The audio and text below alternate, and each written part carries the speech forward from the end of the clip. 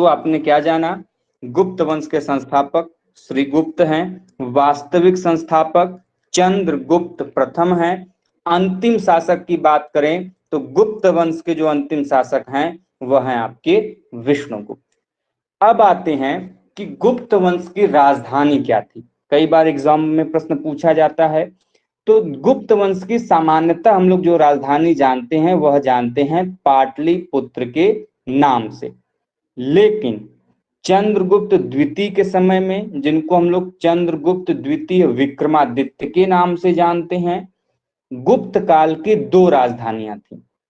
चंद्रगुप्त द्वितीय के समय में गुप्त काल की दो राजधानियां थी। पहली राजधानी थी आपकी पाटलिपुत्र और दूसरी राजधानी थी आपकी उज्जैनी।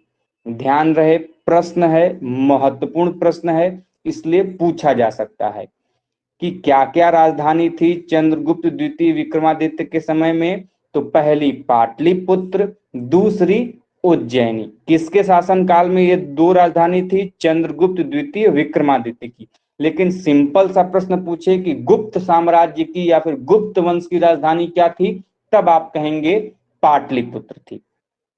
अगला जो प्रश्न आपके सामने खड़ा होता है कि भारत में या भारतीय इतिहास में वह कौन सा काल है, वह कौन सा युग है जिसे क्लासिकल युग अर्थात जिसे स्वर्ण युग के नाम से जाना जाता है। कई बार एग्जाम में आया हुआ है कि भारतीय काल में, भारतीय इतिहास में वह कौन सा काल है जिसे स्वर्ण काल की संज्ञा दी जाती है या फिर क्लासिकल युग के नाम से जाना जाता है। तो ध्यान रखिएगा कि वह जाना जाता है का किसको? इसी गुप्त वंश को। क्यों जाना जाता है? क्योंकि भाई इस गुप्त वंश में चाहे कला हो, साहित्य हो, अर्थव्यवस्था हो, स्थापत्य हो, सभी चीजें अपनी उत्कृष्ट अवस्था में थी, अर्थात सभी चीजों का विकास बहुत ही उच्च था। इसीलिए इस काल को भारतीय इतिहास काल में स्वर्ण युग की संज्ञा दी जाती है, क्लासिकल युग के नाम से जाना जाता है। तो आप लोगों से यदि कोई प्रश्न बने कि क्लासिकल युग किस काल को कहते हैं, स्वर्ण युग किस काल को कहते हैं, तो ध्यान रखिएगा इसको, इसी को अर्थात आपके गुप्त काल को कहा जाता है। क्लियर है? सर एक क्वेश्चन है। जी हाँ, बताइए। सर क्वेश्चन ये है कि जो एग्जाम था जामिया का, उसमें पूछा था कि पाटलिपुत्र का पुराना नाम क्या है, और ऑप्शन में था सर कुसुमपुर और फिर पुष्यपुर और फिर पालीबोथस और पटना। तो आपने क्या लगाया? तो सर मुझे तो आप पढ़ा रखे थे पालीबोथस, तो नहीं लगाई, लेकिन सर पुरुषपुर और कुसुमपुर इस दोनों में मुझे बहुत वहां पे सर। पुरुषपुर और कुसुमपुर कहाँ से हो जाएगा? प्राचीन नाम उसका पालीब्रोथस कहाँ से मिलता है? हमने आपको बताया था। उसकी पहचान किसने की है? मौर्य काल से संबंध में जब आप लोगों को यूनानी यात्रियों के संदर्भ में पढ़ा रहे थे, उसी समय हमने आपको बताया था कि पालीब्रोथस और चंद्रगुप्त मौर्य को पालीब्रोथ या फिर पालीब्रोथस के नाम से जाना जाता है। यस सर, ये तो क्लियर है ना, लेकिन हाँ सर ये कुसुमपुर और ये पुष्यपुर ये दोनों क्या था? इसलिए मैं कहीं पढ़ी थी कि ये दोनों भी 5 नहीं, इनकी जानकारी हमको तो ऐसे नहीं है, लेकिन यदि आप बोल रहे हो तो हम देख भले लेंगे, लेकिन मुझे इसकी जानकारी नहीं है जो आप लोग बोल रहे हो कि कुसुमपुर इसका पाटलिपुत्र का पुराना नाम था। ये जानकारी नहीं है, मैं पढ़ लूंगा, पढ़ के बता दूंगा आपको। तो आगे बढ़ें। अब आते हैं एक एक के बारे में थोड़ी सी जानकारी कर लेते हैं, कुछ चीजें और भी जान लीजिए। गुप्त कालीन जो हमको अभिलेख मिलते हैं, राजाओं को पढ़ने से पहले कुछ इंपॉर्टेंट पॉइंट्स आप भी जान लीजिए कि गुप्त कालीन हमको, जैसे कि मौर्य काल में अभिलेख मिलते हैं तो उसमें धर्म एवं धर्म से संबंधित जो आदेश हैं, राजा के जो आदेश हैं वह मिलते हैं। लेकिन गुप्त कालीन जो अभिलेख हैं उनकी एक विशेषता है कि अब गुप्त कालीन अभिलेखों से हमको रानियों के नाम भी अंकित कराए जाने लगते हैं। सर्वप्रथम जो चंद्रगुप्त प्रथम है जिसको हम लोग गुप्त वंश का वास्तविक संस्थापक कहते हैं, इसने अपनी रानी जिसका नाम है कुमार देवी, इसका उल्लेख उसने अपने अभिलेख में करवाया था। ध्यान रहे भाई, अभिलेख में करवाया था। साथ में ही जो गुप्त कालीन सिक्के हमको देखने को मिलते हैं, उन सिक्कों पर राजा के साथ साथ उसकी पत्नियों के भी आकृति प्राप्त होते हैं। इसी प्रकार आप लोगों ने यदि आप लोगों ने हिस्ट्री वगैरह पढ़ा होगा तो सिक्के के कई सारे प्रकार मिलते हैं। राजाओं ने कई प्रकार के सिक्के जारी किए, तो उन्हीं में सिक्कों के प्रकार मिलते हैं। उन्हीं सिक्कों में एक प्रकार है राजा रानी प्रकार का सिक्का, जिसमें राजा एवं रानी दोनों की आकृति उस सिक्के पर बनी होती थी, और ऐसे सिक्कों को राजा रानी प्रकार का सिक्का कहा जाता था। तो आपसे एग्जाम में प्रश्न पूछा जाता है कि वह कौन से ऐसे शासक हैं जिनके हमको राजा रानी प्रकार के सिक्के देखने को मिलते हैं। तो चंद्रगुप्त प्रथम ने राजा रानी प्रकार का सिक्का चलवाया था, जिसे चंद्रगुप्त और कुमार देवी प्रकार के सिक्के भी हम लोग कहते हैं। तो यदि आपसे प्रश्न पूछे कि राजा रानी प्रकार का सिक्का किस गुप्त शासक ने जारी किया था, तो ध्यान रहे आपका चंद्रगुप्त मौर्य ने जारी किया था। क्लियर है? इसमें किसी को कोई कंफ्यूजन, दिक्कत, समस्या, परेशानी? No sir. अब आते हैं एक एक करके जो भी इंपॉर्टेंट राजा हैं जिनसे आपके एग्जाम में प्रश्न बन सकता है, उसके बारे में बात करते हैं। सबसे पहले हम लोग बात करेंगे श्रीगुप्त के बारे में। तो सभी लोग आप लोग जानते हैं कि श्रीगुप्त जो है यह गुप्त वंश के संस्थापक के रूप में जाना जाता है। ठीक है, देखिए जो श्रीगुप्त है वह प्रभावती गुप्त का एक पूना स्थित ताम्रपत्र अभिलेख है। इस ताम्रपत्र अभिलेख में इस श्रीगुप्त का उल्लेख गुप्त वंश के आदि राज के रूप में उल्लेख किया गया है। ध्यान रहे, तो आपसे एग्जाम में प्रश्न क्या बन सकता है इस पॉइंट से कि वह कौन सा अभिलेख है जिसमें श्रीगुप्त के गुप्त वंश के संस्थापक होने की जानकारी या फिर श्रीगुप्त को आदि राज कहकर संबोधित किया गया है। तो ध्यान रहे वह किसका है, तो प्रभावती गुप्त रानी रही हैं गुप्त साम्राज्य में, तो उनका एक अभिलेख है, ताम्रपत्र अभिलेख है, कॉपर इंस्क्रिप्शन जिसको हम लोग बोलते हैं सिंपल फॉर्म में, जिसका नाम है पूना ताम्रपत्र। आपसे ये भी प्रश्न बन सकता है कि पूना ताम्रपत्र निम्नलिखित में से किससे संबंधित है, तो ध्यान रखिएगा प्रभावती गुप्त से। ठीक है, प्रभावती गुप्त का जो पूना ताम्रपत्र है उसमें श्रीगुप्त को गुप्त वंश का आदि राज कहा गया। आदि राज मतलब आदि राजा, आदि राजा मतलब सबसे पुराना, सबसे पुराने से मतलब तात्पर्य क्या है, जिसने स्थापना की हो। तो यह पॉइंट आपको ध्यान में रखना होगा। इसके अलावा जो आपको पॉइंट ध्यान में रखना है कि श्रीगुप्त ने कौन सी उपाधियां धारण की थी, तो श्रीगुप्त ने महाराज और आदिराज, यह जो उपाधि है उसने यह धारण की थी। ठीक है, क्लियर है भाई?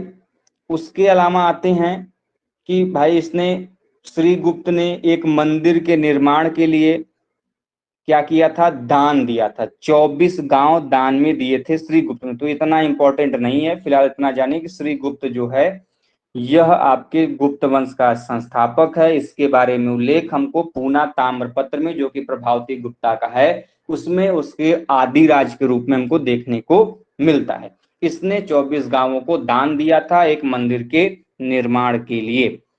तो फिलहाल ये तो हो गया श्रीगुप्त के बारे में। बात करें इसके शासनकाल की अवधि की, तो इसके शासनकाल के अवधि को लेकर थोड़ा बहुत 19-20 है, इसलिए मैं आपको कोई विशेष जानकारी इसके संदर्भ में नहीं दे पाऊंगा।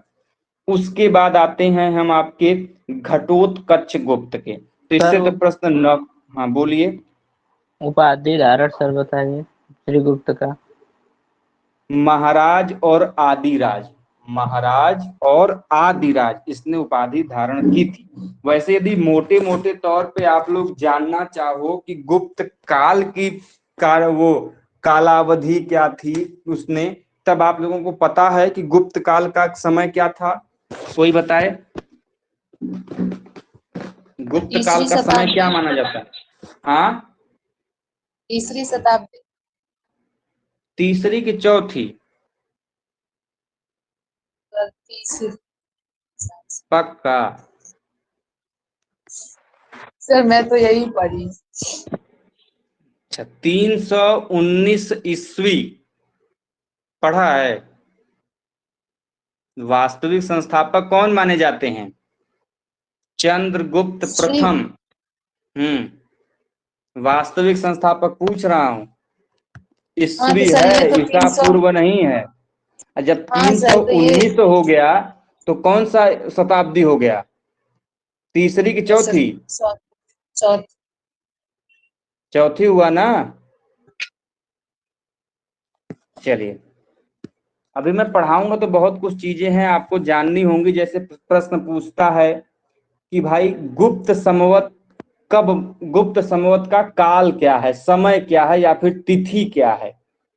तो 319 ईस्वी को गुप्त संवत की शुरुआत मानी जाती है। तो गुप्त संवत की तिथि क्या है? 319 ईस्वी है। ध्यान रहे आपके ऑप्शन में 319 ईसा पूर्व भी होगा, तो आप लोग पहले टिक मारोगे। गुप्त वंश तो बहुत प्राचीन है, ईसा पूर्व में होगा, लगा के धड़ से तड़ से टिक मार के ईसा पूर्व में चले आओगे घर पे।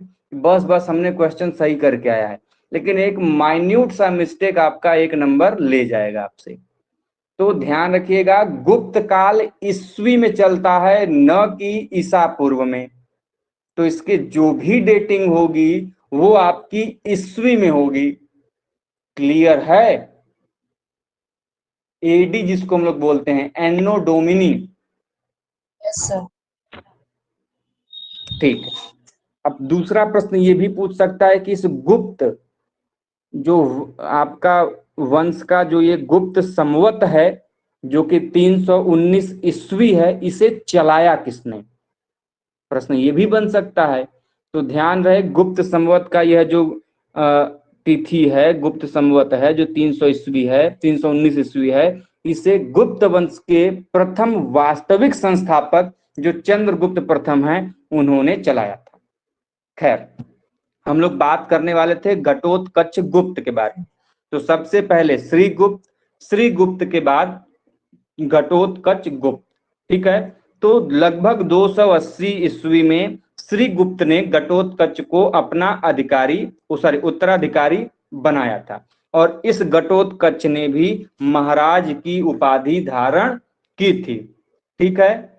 उसके अलावा हमको इसके बारे में जानकारी कहाँ से मिलती है घटोत्कच गुप्त के बारे में?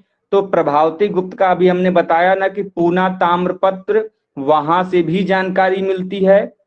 ठीक है। उसके अलावा जो विष्णु पुराण है, विष्णु पुराण में भी हमको श्रीगुप्त, घटोत्कच और चंद्रगुप्त प्रथम, इन तीनों शासकों के बारे में जानकारी विष्णु पुराण से मिलती है।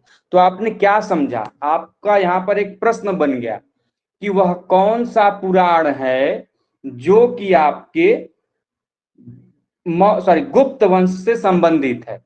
तो कौन सा ऐसा पुराण है जिससे हमको गुप्त वंश की जानकारी मिलती है? तो मैंने अभी नाम लिया विष्णु पुराण। यदि हम यहीं पे प्रश्न पूछें कि वह कौन सा पुराण है जिससे हमको मौर्य वंश की जानकारी मिलती है, बताइए भैया। मौर्य वंश की जानकारी हमको किस पुराण से मिलती है? हमने पढ़ाया है, सर। बताइए। सर। हाँ, सर मैं तो बड़ी वंश का जानकारी वायु। मैं तो पढ़ी थी कि गुप्त वंश का जानकारी वायु पुराण से। अरे राम राम, कहाँ पढ़ लिए? सर बुक में ही पढ़। मौर्य काल पढ़ाते समय हमने वहां वायु पुराण का नाम लिया था।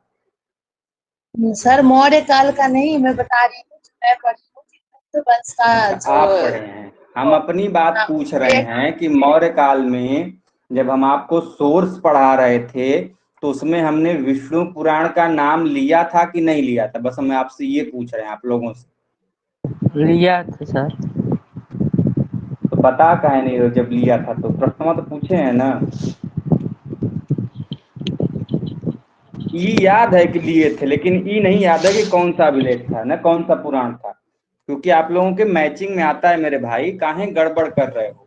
मौर्य विष्णु काल पुराण वंश सर। के बारे में हाँ, विष्णु पुराण। मौर्य वंश के बारे में जानकारी वायु पुराण में है, ठीक है। बात करें उसके अलावा आपके गुप्त काल की, तो गुप्त काल की जानकारी हमको विष्णु पुराण से मिलती है। क्लियर है? प्रश्न भूलेगा? मौर्य वंश का सर। फिर भाई कहाँ दिमाग लगा देते हो भैया, अभी तुरंत बताए हैं। वायु पुराण बताए ना सर। जी हाँ, जैसे इसमें भी बताए थे कि उनकी जानकारी विष्णु पुराण से भी मौर्य वंश का मिलता है, तो हम उसी में सर अच्छा हो गया। कंफ्यूज हो जाते हो ना। Yes sir. कंफ्यूज मत हुआ करो, पूछ लिया करो। आगे बढ़े आदेश हो तो। Yes sir. ठीक, तो भैया हम लोग बात कर रहे थे घटोत्कच के बारे में, तो बता दिया कहाँ पे जानकारी मिलती है। घटोत्कच किसका उत्तराधिकारी था? श्रीगुप्त का था। पहले श्रीगुप्त के बाद घटोत्कच गुप्त, घटोत्कच गुप्त के बाद आपके आएंगे वास्तविक संस्थापक, जिनका नाम है चंद्रगुप्त प्रथम। ठीक है। कब से इनका कार्यकाल शुरू होता है, यह बड़ा इंपॉर्टेंट है भैया। तो इनका कार्यकाल 319 ईस्वी में 319 एडी में शुरू होता है और 335 ईस्वी तक यह शासन करते हैं। ठीक है। अच्छा, ये भी प्रश्न पूछ सकता है कि वह कौन सा ऐसा गुप्त वंश का शासक था जिसने महाराजाधिराज की उपाधि धारण की थी। अभी तक महाराज की उपाधि लोग धारण कर रहे थे, लेकिन महाराजाधिराज की उपाधि धारण नहीं किए थे। तो ध्यान रखिएगा, यही चंद्रगुप्त प्रथम ऐसा गुप्त शासक था जिसने महाराजाधिराज की उपाधि धारण की थी। ठीक है, ध्यान रहे। चंद्रगुप्त प्रथम ने कितने राजधानी बनाई थी, बताइए भैया, दो। बताइए। दो। दो। और कोई बताइए, कौन कौन से? उज्जैन और पाटलिपुत्र। ठीक है, उज्जैन और पाटलिपुत्र, वेरी गुड। उज्जैन और पाटलिपुत्र को बनाया था और चंद्रगुप्त प्रथम को ही गुप्तों का वास्तविक संस्थापक माना जाता है। अच्छा, आपने जो वायु पुराण की बात कही है गुप्त वंश के बारे में जानकारी को लेके, उस वायु पुराण में, विष्णु पुराण में तो जानकारी मिलती ही है हमको श्री गुप्त, घटोत्कच और चंद्रगुप्त मौर्य के बारे में। तो जो सबसे अधिक जानकारी मिलती है वो हमको विष्णु पुराण से मिलती है। साथ में जो आपका वायु पुराण की बात कर रहे हो आप, वायु पुराण में हमको ये जो चंद्रगुप्त प्रथम है उनके बारे में जानकारी मिलती है कि ये जो मगध से लेकर इनका साम्राज्य कहाँ तक फैला हुआ था, इसकी जानकारी हमको इसी वायु पुराण में देखने को मिलती है। तो कोई विशेष या फिर स्पष्ट जानकारी जो है यह हमको विष्णु पुराण में मिलती है। साथ में इनका साम्राज्य कहाँ तक विस्तृत था, इसकी जानकारी हमको वायु पुराण में मिलती है। क्लियर है? Yes sir. आगे बढ़ें। जी सर। ठीक है, अब ये है कि मैंने अभी बताया, आप लोग नोट डाउन भी कर लीजिए कि गुप्त संवत की शुरुआत किसने की। तो ध्यान रखिएगा, यही प्रश्न एक प्रकार से और पूछ सकता है कि चंद्रगुप्त प्रथम का शासनकाल कब से माना जाता है, या फिर चंद्रगुप्त प्रथम ने किस वर्ष राजा का पद या फिर गुप्त साम्राज्य के राजा के रूप में कार्य करना प्रारंभ किया। तो प्रश्न किसी भी प्रकार से पूछ सकता है।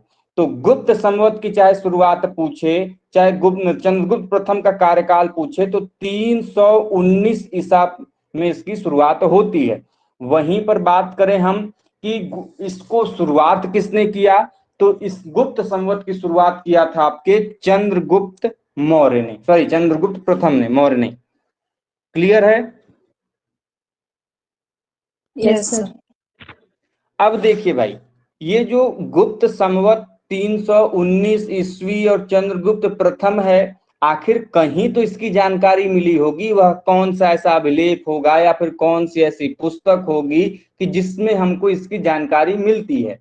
तो नोट कर लीजिएगा सभी लोग कि ये जो गुप्त संवत है इसका सर्वप्रथम प्रयोग चंद्रगुप्त द्वितीय, ध्यान रहे किसने, चंद्रगुप्त द्वितीय, प्रथम नहीं, इसके अभिलेख में नहीं, बल्कि चंद्रगुप्त द्वितीय का जो मथुरा अभिलेख है उसमें हमको देखने को मिलता है।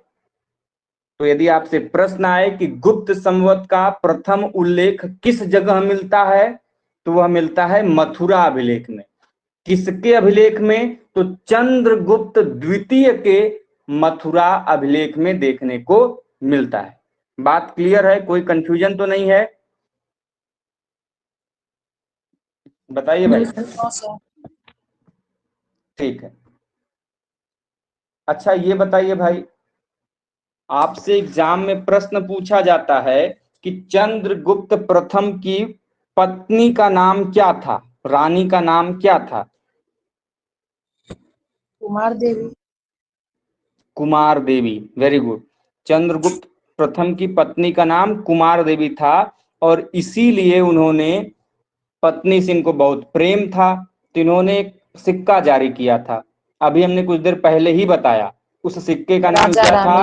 राजा रानी प्रकार का सिक्का, जिसको हम लोग चंद्रगुप्त और कुमार देवी प्रकार का सिक्का भी बोलते हैं। ठीक है, तो राजा रानी प्रकार का सिक्का किसने जारी किया था? विवाह प्रकार या फिर चंद्रगुप्त कुमार देवी प्रकार, राजा दंपत्ति प्रकार, कई नामों से जानते हैं। तो किसने जारी किया था? आपके इसी चंद्रगुप्त प्रथम ने। यह भी जान लीजिए, प्रश्न यहां से भी बनते हैं। अब आप लोगों की एग्जाम में इतना डिटेल में पूछेगा कि नहीं पूछेगा, लेकिन जानकारी के लिए जानिए कि कुमार देवी जो थी, चंद्रगुप्त प्रथम की जो पत्नी थी, यह किस गणराज्य से संबंधित थी, यह किस क्षेत्र से संबंधित थी? लिच्छवी गणराज्य से। इंपॉर्टेंट है, नोट डाउन कर लीजिएगा। जो कुमार देवी हैं इनका संबंध किस क्षेत्र से है, किस गणराज्य से है? तो आप लोग नोट डाउन कर लीजिएगा, लिच्छवी गणराज्य से है, जो कि वहां के राजा जो वृषदेव थे उनकी यह 13वीं पुत्री थी। खैर आगे बढ़ते हैं। इतना पॉइंट किसी को कोई दिक्कत, समस्या, परेशानी? जो सर। नहीं सर। आगे बढ़ें। Yes sir. ठीक है, तो ये हो गए भैया आपके चंद्रगुप्त मौर्य। चंद्रगुप्त मौर्य का समय बीतता है, उनके पुत्र आते हैं जिनका नाम होता है समुद्रगुप्त, और समुद्रगुप्त को भारत का नेपोलियन कहा जाता है। तो ऐसे आपसे प्रश्न पूछे कि निम्नलिखित में से किस शासक को भारत के नेपोलियन के रूप में जाना जाता है, तो ध्यान रखें समुद्रगुप्त को भारत के नेपोलियन के नाम से हम लोग जानते हैं। ठीक है, समुद्रगुप्त ने का कार्यकाल की बात करें तो 335 ईस्वी से लेके 375 ईस्वी के बीच में इसका कार्यकाल हमको देखने को मिलता है। ठीक है, कितने से कितने के बीच में? 335 से लेके 375 ईस्वी के बीच में। अब देखिए, ये जो समुद्रगुप्त है इसने कई सारे उपाधियां धारण की थी, जिससे कि आपके एग्जाम में प्रश्न बनता है कि वह कौन सा ऐसा गुप्त शासक था जिसने पराक्रमांक, अप्रतिरथ, व्याघ्र पराक्रम, यह जो थे उसने धारण किए थे। तो किसने धारण किए थे? समुद्रगुप्त ने। कौन कौन से? तो आपको ध्यान रखना है, पराक्रमांक, अप्रतिरथ और व्याघ्र पराक्रम, यह 3 जो उपाधियां थी समुद्रगुप्त ने अपने समय में धारण की थी। कोई दिक्कत? सर एक बार और रिपीट कर दीजिए। पराक्रमांक, पराक्रमांक या फिर परक्रमांक, दोनों शब्द मिलते हैं, अलग अलग बुकों में अलग अलग मिलते हैं, परक्रमांक या फिर पराक्रमांक। दूसरा अप्रतिरथ, अप्रतिरथ। उसके अलावा व्याघ्र पराक्रम, व्याघ्र पराक्रम। ठीक है, अच्छा इसके अलावा अन्य कई हैं, जैसे किस राजा को कविराज के रूप में संबोधित किया गया है?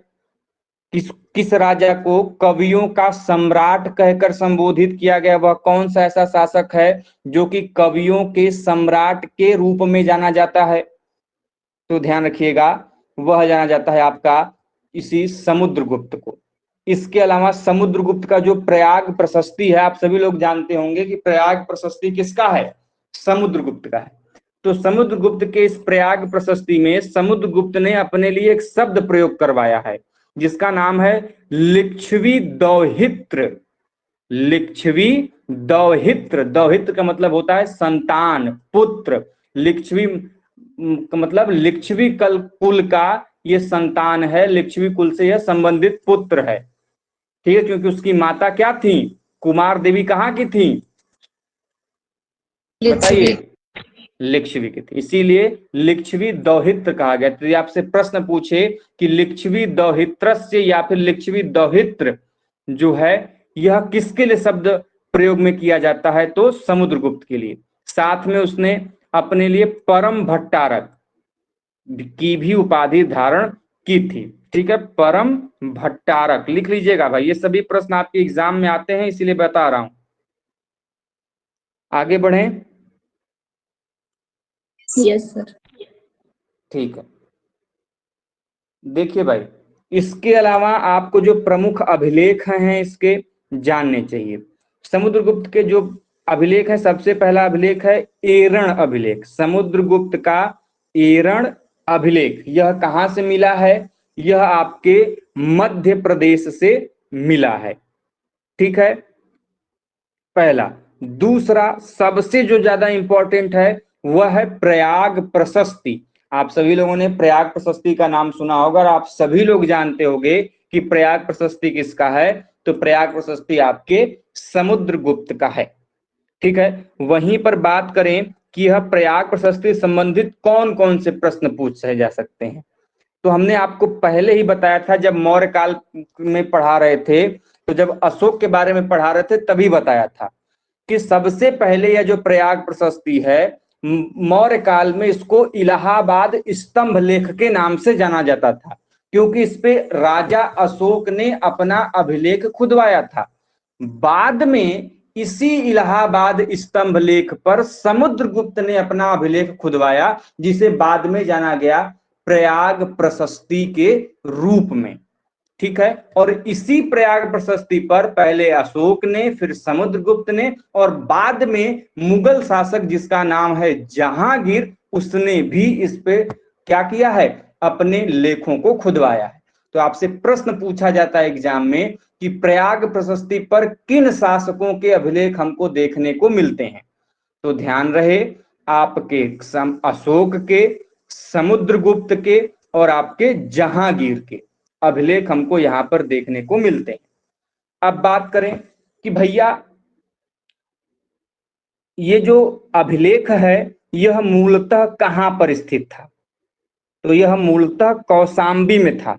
कहां पर था पहले? यह मूल रूप से यह जो प्रयाग प्रशस्ति का अभिलेख है यह मूलतः पहले कौशाम्बी में था, लेकिन अकबर के समय में, जब अकबर का शासनकाल था, मुगल शासक अकबर, तो उसके शासनकाल में जो जहांगीर था, जहांगीर ने इसे इलाहाबाद के किले में स्थापित कराया। तो कौशाम्बी से उठाकर इलाहाबाद के किले में किसने स्थापित कराया? जहांगीर ने स्थापित कराया। तो जब ये इलाहाबाद में स्थापित किया गया तो पहले इलाहाबाद को हम लोग किस नाम से जानते थे?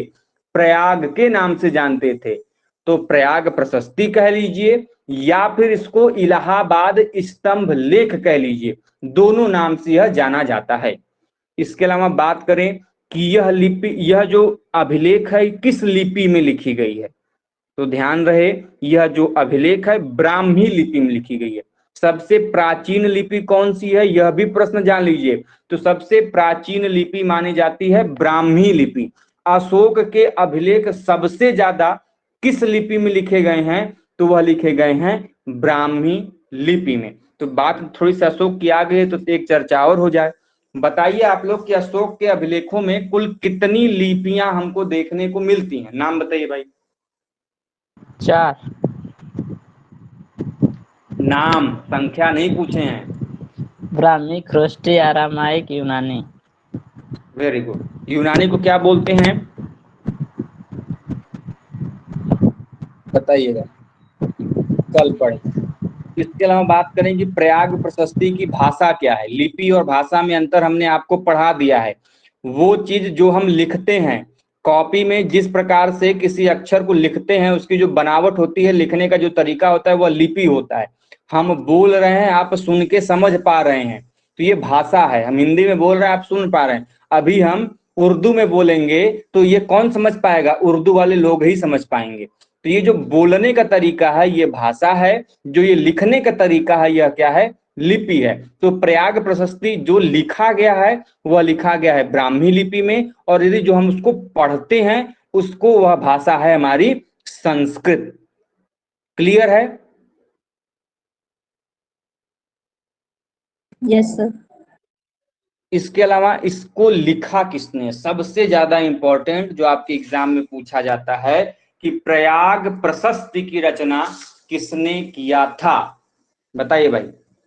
प्रयाग प्रशस्ति की रचना हरि सेन। ठीक है, प्रयाग प्रशस्ति की रचना उसके दरबारी थे, जो उनका नाम क्या था? हरि सेन। और हरि सेन ने ही इस प्रयाग प्रशस्ति की रचना की है। ठीक है।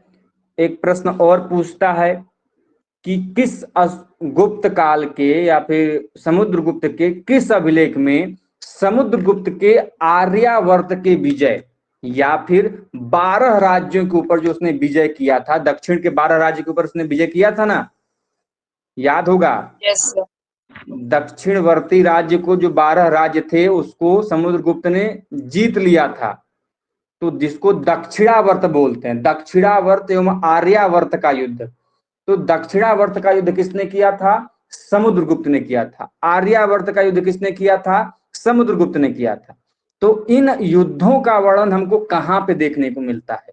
तो इसी प्रयाग प्रशस्ति में इस आर्यावर्त और जो दक्षिणावर्त, जो 12 राज्य जिसमें थे, उनकी जानकारी हमको इसी अभिलेख में देखने को मिलती है। ठीक है? Yes sir. ठीक। इसके बात करें तो कई सारे पॉइंट्स हैं, जैसे कि समुद्रगुप्त की नीति क्या रही, उस तो ये कई चीजें हैं, इतना इंपॉर्टेंट नहीं है। फिलहाल आप इतना जान लीजिए कि समुद्रगुप्त ने जब उत्तर भारत में युद्ध किया, आर्यावर्त में युद्ध किया, तो उसने जो नीति अपनाई उसको बोला जाता है प्रसभोध्वरण। प्रसभोध्वरण अर्थात पूर्ण रूप से उखाड़ फेंकना एवं विलय कर लेना। मतलब जब वो आर्यावर्त के युद्ध पर निकला तो उसके सामने जो भी राज्य पड़े चुनौती के रूप में, उसने आगे उसको, उन राज्यों को नष्ट किया, फिर उन राज्यों को अपने साम्राज्य में मिला लिया। ये नीति कब अपनाई? जब उसने आर्यावर्त का युद्ध किया, अर्थात उत्तर भारत में युद्ध किया। नीति का नाम क्या है? प्रसभोध। हाँ बोलिए। नहीं सर, वही नीति का नाम। प्रसभोध्वरण। प्रसभोध्वरण, द के नीचे ध आधा, ध्वरण। ठीक है। उसके बाद जो उसकी दक्षिणापथ की नीति थी, दक्षिणापथ का युद्ध किससे संबंधित है? समुद्रगुप्त से संबंधित है। दक्षिणापथ के युद्ध में उसने कितने राजाओं को हराया था? 12 राजाओं को हराया था। दक्षिणापथ के युद्ध में उसने कौन सी नीति अपनाई थी? तो ध्यान रहे, दक्षिणापथ के युद्ध में जो नीति अपनाई थी उसका नाम है ग्रहण मोक्षानुग्रह। ग्रहण मोक्षानुग्रह। ठीक है। इसका मतलब क्या है कि भाई उनके विजय तो प्राप्त करना है, लेकिन उन राज्यों को अपने में विलय नहीं करना है। विजय करके छोड़ देना है और उन्हें अपना जागीरदार, सामंत कह लें या फिर अपना क्या कह लें, अपने अंडर में कर लेना है। ठीक है। तो ये वही जब पराजित शासक के राज्य का साम्राज्य था वह विलय कर लिया जाता था, उसे दिग्विजय कहा जाता था। तो दो अलग अलग नीतियां मिलती हैं। उत्तर भारत में मिलता है कि कोई भी साम्राज्य सामने आएगा उसको उखाड़ फेंकेंगे और उसका विलय कर लेंगे। दक्षिण भारत में आएगा तो वो क्या करेगा कि विजय तो करेगा लेकिन उनको साम्राज्य को आपस में नहीं मिलाएगा। वहां का जो शासक होगा अब वो शासक जो पहले स्वतंत्र रूप में कार्य कर रहा था, हार के पश्चात वह क्या करेगा, राजा कार्य करेगा जरूर, लेकिन वह गुप्त साम्राज्य के अंतर्गत कार्य करेगा। उसने ऐसा किया क्यों कि दो जगह अलग अलग नीतियां अपनाई? तो उसने ऐसा इसलिए किया समुद्रगुप्त ने, क्योंकि उसकी राजधानी कहाँ थी, पाटलिपुत्र थी, उत्तर भारत में थी। तो उत्तर भारत के राजवंश को वो कभी भी पटकनी दे सकता था। तो वहां से उसने क्रूर नीति अपनाई कि यदि यहाँ के लोग उठ खड़े बैठेंगे तो हम इनको संभाल लेंगे। लेकिन पता चले वो दक्षिण में जाके युद्ध लड़ रहा है अपने राज्य से कहीं ज्यादा दूर, और वहां के यदि शासक हम मान लीजिए विलय कर लिए और फिर बगावत करके फिर साम्राज्य वो अपना अलग कर लिए, तो इस स्थिति में क्या हो जाएगा, उनकी विजय बेकार चली जाएगी। तो उसने वहां पर दिमाग लगाया कि विजय हम जरूर करेंगे, लेकिन हम उनके राज्य को विलय नहीं करेंगे, बल्कि क्या करेंगे, उनको स्वतंत्र छोड़ देंगे, लेकिन अपने सामंत के रूप में, कि उनका साम्राज्य भी उनके पास रहे, उनकी सभी चीजें भी उनके पास रहे, और हमारी विजय भी उनके ऊपर स्थापित रहे। तो उसने दो अलग अलग चीजें की। इसमें किसी कोई दिक्कत, समस्या, परेशानी बताइए। हेलो, आपसे एक प्रश्न और एग्जाम में पूछा जा सकता है, वो ये पूछा जा सकता है कि समुद्रगुप्त के समय दक्षिणावर्त में अर्थात दक्षिण भारत का उस समय पल्लव शासक कौन था? तो उसका नाम लिख लीजिएगा। कांची का जो पल्लव शासक था उसका नाम था विष्णुगोप। विष्णुगोप, ठीक है। और सबसे सर अंतिम फिर से पॉइंट जो बोलिए। विष्णुगोप प्रश्न कांची के पल्लव, समुद्रगुप्त के समय दक्षिण का अंतिम शासक कांची के पल्लव राजवंश का जिसका नाम है विष्णुगुप्त, वह था। अब आते हैं समुद्रगुप्त के सिक्के के बारे में, जहां से आपके सबसे ज्यादा प्रश्न बनेंगे, ठीक है। तो समुद्रगुप्त ने हमको 6 प्रकार के स्वर्ण के सिक्के अपने काल में जारी किए थे। किसके सिक्के? सोने के सिक्के। कितने प्रकार के? 6 प्रकार के। तो आपसे एग्जाम में प्रश्न ये भी पूछ सकता है कि समुद्रगुप्त ने कुल कितने प्रकार के सिक्के जारी किए थे? तो कुल 6 प्रकार के सिक्के समुद्रगुप्त ने जारी किए थे। नाम क्या है, लिख लीजिए भैया, क्योंकि आपके एग्जाम में आता है। नाम एक एक करके लिख लीजिए। पहला जो नाम है वह है ध्वजधारी स्लैश दंडधारी स्लैश गरुड़ प्रकार। उसी को ध्वजधारी बोलते हैं, दंडधारी बोलते हैं, या फिर गरुड़ प्रकार बोलते हैं, ठीक है। पहले सिक्के का नाम। दूसरे सिक्के का नाम है धनुर्धारी प्रकार। धनुर्धारी प्रकार, ठीक है। तीसरे सिक्के का नाम है परशुधारी प्रकार। परशुधारी, जिसमें समुद्रगुप्त को परशु लिए हुए दिखाया गया, परशुधारी प्रकार। कन्हैया जी माइक ऑफ करिए। ठीक है। चौथे जो सिक्के का नाम है वह है अश्वमेघ प्रकार। सबसे ज्यादा इंपॉर्टेंट है, वेरी वेरी इंपॉर्टेंट है, इसको नोट डाउन कर लीजिएगा। आपसे एग्जाम में प्रश्न पूछता है कि अश्वमेघ प्रकार वह कौन सा गुप्त शासक है, या फिर वह कौन सा शासक है जिसने अश्वमेघ प्रकार के सिक्के चलाए थे? तो ध्यान रखिएगा, समुद्रगुप्त ने चलाए थे। पांचवें सिक्के का नाम लिखिए व्याघ्र। व्याघ्र निहंता प्रकार। व्याघ्र निहंता प्रकार, ठीक है, जिसमें व्याघ्र पराक्रम, मतलब समुद्रगुप्त को व्याघ्र को, शेर को मारते हुए दिखाया गया है, जिसको व्याघ्र निहंता प्रकार बोलते हैं। और सबसे अंतिम छठवां जो है बहुत इंपॉर्टेंट है, इंपॉर्टेंट नोट कर लीजिएगा उसमें, जिसका नाम है वीणा वादन प्रकार। वह कौन सा शासक है जिसका वीणा वादन प्रकार का सिक्का मिलता है? तो ध्यान रखिएगा, वीणा वादन प्रकार का सिक्का समुद्रगुप्त का हमको देखने को मिलता है। तो ये कुछ आपके 6 प्रकार के सिक्के हैं जो कि आपको समुद्रगुप्त को देखने को मिलते हैं। आवाज आ रही है सबको? Yes sir. Yes sir. जिनको नहीं आ रही है भाई, हो सकता है उनकी नेटवर्क प्रॉब्लम हो, प्लीज आप एक बार अपना रिफ्रेश कर लें। मेरे तरफ से तो जहां तक उम्मीद है नहीं है, और जब भी होता है मैं अपने एंड से पहले ही बता देता हूं कि मेरी तरफ से प्रॉब्लम हो सकती है, लाइट कटा हो लेकिन अभी तो प्रॉपर सब कुछ है, तो ऐसा होना नहीं चाहिए, लेकिन नहीं हो रहा है तो फिर भी एक बार रिफ्रेश कर लें आप अपना। खैर आगे बढ़ते हैं। सर हाँ बोलिए। सर ये देवराज का उल्लेख कौन से अभिलेख में बताए? देवराज की देवगुप्त। सर देवगुप्त तो बताए ना प्रवर सेन के चमक लेख में, एक देवराज बता हाँ, रहे थे ना, कौन से थे? सांची लेख में। अच्छा अब देखिए, चंद्रगुप्त द्वितीय से संबंधित जो अभिलेख हैं उनको जान लेते हैं। सबसे पहला लेख बहुत जो प्रचलित है, कई बार एग्जाम में आया है, आपका मेहरौली लौह स्तंभ लेख। किसने? मेहरौली लौह स्तंभ लेख। ठीक है, अब देखिए ये जो है पूछा जाएगा कि वर्तमान में कहां पे है। मेहरौली लौह स्तंभ लेख वर्तमान में कहां पर है?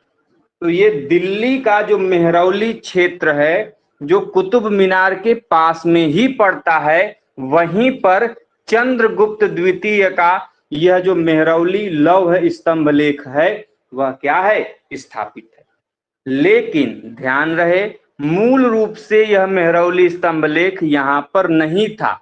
तब कहां था मूल रूप से? यह ब्यास नदी के निकट एक पहाड़ी है, वहां पर स्थित था, जिसे बाद में अनंगपाल तोमर राइट डाउन करिए, पूछा जा सकता है। अनंगपाल तोमर ने इस लेख को उसके मूल स्थान से हटाकर मेहरौली में स्थापित करवाया। ठीक है, सर इसको एक बार फिर से रिपीट कर दीजिए। अनंगपाल तोमर ने इस लेख को उसके मूल स्थान, ब्रैकेट में लिख सकते हैं, ब्यास नदी के निकट पहाड़ी पर। मूल स्थान इसका कहां था? ब्यास नदी के निकट पहाड़ी जो थी उस पर यह स्थापित था। पहाड़ी पर से हटाकर मेहरौली में स्थापित करवाया।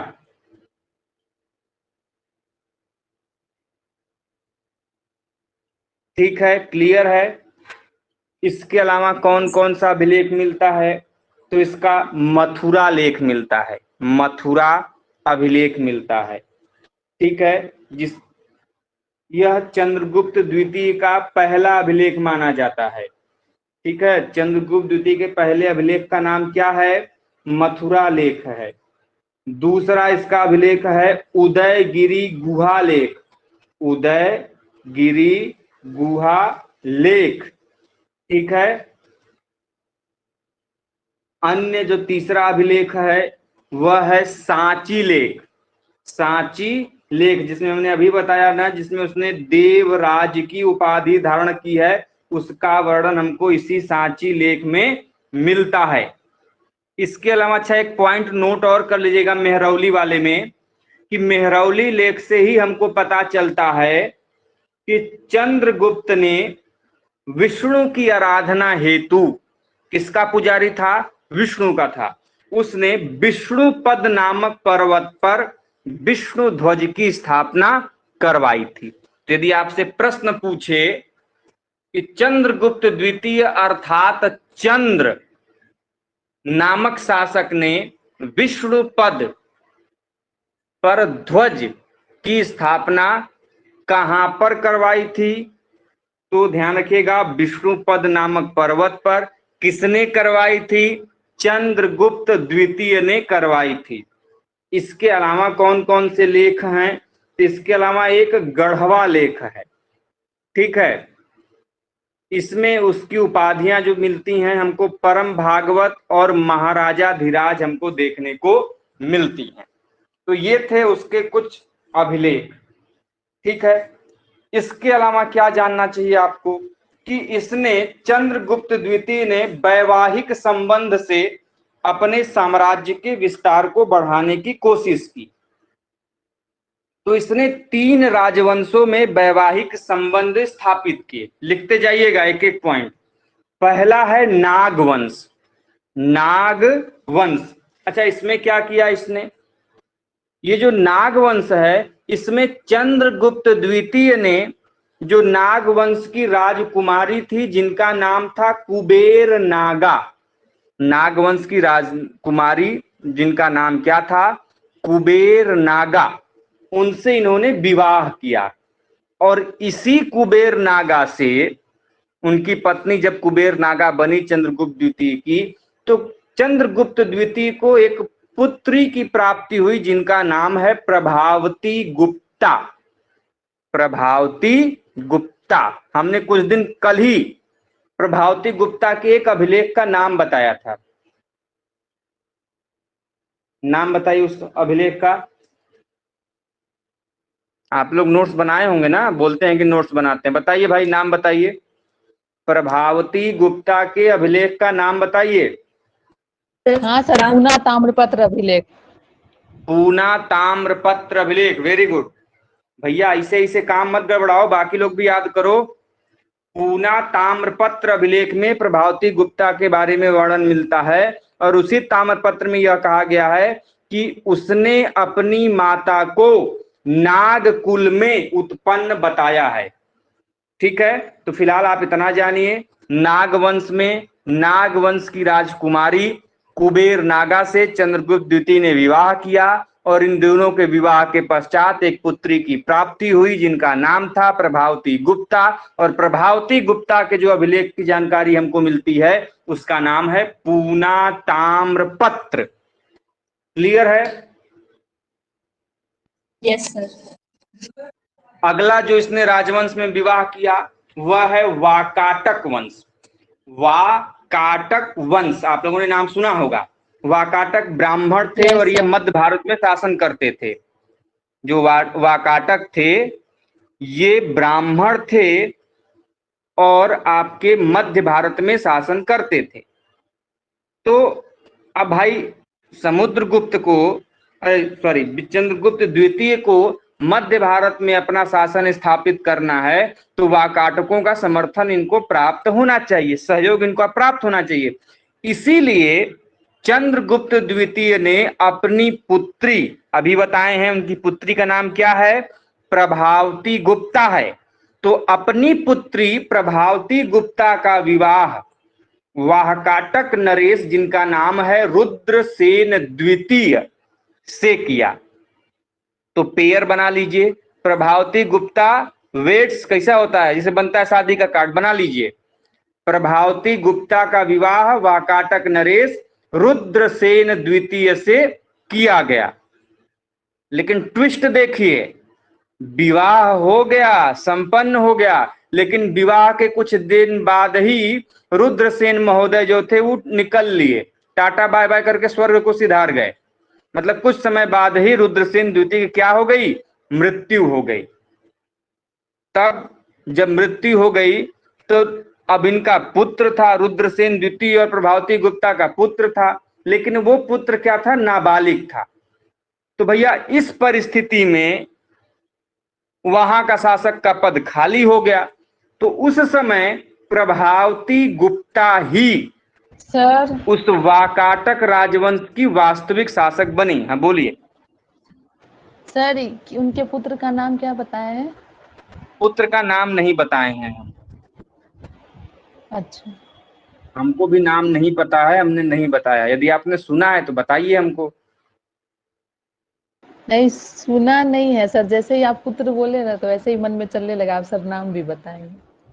नहीं नहीं नहीं, मैंने नहीं बताया है। सिंपल सी जो चीजें हमको जानकारी हैं हमने आपको वो सभी चीजें डिलीवर करने की कोशिश की हैं। ठीक है, आगे बढ़ें। यस आदेश सर। हो तो आप लोगों का कोई पॉइंट ऐसा जो समझ में न आ रहा हो, दिक्कत हो, बताइए भाई। आगे बढ़िए सर, सब क्लियर है। ठीक है। तो वो जो आपके प्रभावती गुप्ता हैं, उनके यहाँ मृत्यु हो जाती है उनके पति की, वो मृत्यु हो जाएगी तो उनका लड़का छोटा है भाई, वो शासन कर नहीं सकता, तो प्रभावती गुप्ता स्वयं क्या हो जाती हैं, वहां की शासिका बन जाती है।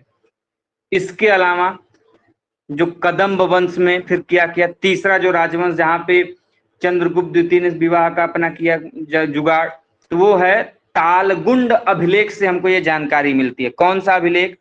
तालगुंड अभिलेख। क्या कहता है भाई ये अभिलेख कि इस वंश के शासक जिसका नाम है काकुत्स्यवर्मन, नाम क्या है शासक का, कदम्ब राजवंश के शासक का, काकुत्स्यवर्मन।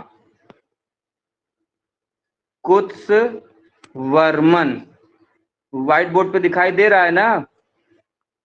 Yes sir. काकुत्स्यवर्मन ने जो पुत्री थी, काकुत्स्यवर्मन की जो पुत्री थी, उसका विवाह चंद्रगुप्त विक्रमादित्य के पुत्री का नाम क्या था? प्रभावती गुप्ता था, जिसका विवाह किससे हुआ था? वाकाटक राजवंश के शासक रुद्रसेन द्वितीय से हुआ था। उसके अलावा चंद्रगुप्त द्वितीय का एक पुत्र भी था जिसका नाम है कुमारगुप्त। तो इस चंद्रगुप्त द्वितीय ने काकुत्स्यवर्मन की पुत्री से अपने बेटे कुमारगुप्त की क्या किया? विवाह कर दिया। अच्छा ये भी जानिए, आपके एग्जाम में प्रश्न बनता है कि जो कालिदास थे यह किसके शासनकाल में थे, किसके राज दरबार में थे? आप लोगों को पता होगा, तेज आदमी है तो बता दीजिए हमको। चंद्रगुप्त द्वितीय। वेरी गुड, चंद्रगुप्त द्वितीय। तो अब देखिए क्या इसमें माजरा है। इस विवाह हेतु ही चंद्रगुप्त ने कालिदास को अपना दूत बनाकर भेजा था। ठीक है, इस बात को आप लोगों को ध्यान में रखना है। तो 3 जगह उसने विवाह संबंध स्थापित किए थे, हमने सभी के बारे में बताया। पहला था नागवंश। नागवंश में उसने नागवंश की राजकुमारी जिसका नाम था कुबेर नागा, वहां से क्या किया? विवाह किया चंद्रगुप्त द्वितीय ने स्वयं। उससे इन दोनों के एक पुत्री की प्राप्ति हुई जिसका नाम है प्रभावती गुप्ता। प्रभावती गुप्ता बड़ी होती हैं, उनका विवाह साहब उठाते हैं, कर देते हैं वाकाटक राजवंश में। किससे करते हैं? तो वहां का जो प्रिंस था जिसका नाम था रुद्रसेन द्वितीय, उससे कर देते हैं। विवाह के कुछ दिन पश्चात मृत्यु हो जाती है रुद्रसेन द्वितीय का, तो उस समय वहां की शासिका कौन हो जाती है? खुद यही मोहतरमा हो जाती है प्रभावती गुप्ता। ठीक है, इसके अलावा चंद्रगुप्त द्वितीय का एक बेटा भी था जिसका नाम है क्या? कुमारगुप्त। तो कुमारगुप्त के इस विवाह को उन्होंने किससे स्थापित करा दिया भाई? कदम्ब वंश के शासक की जो पुत्री थी काकुत्स्यवर्मन की, उसने वहां पर स्थापित करा दिया।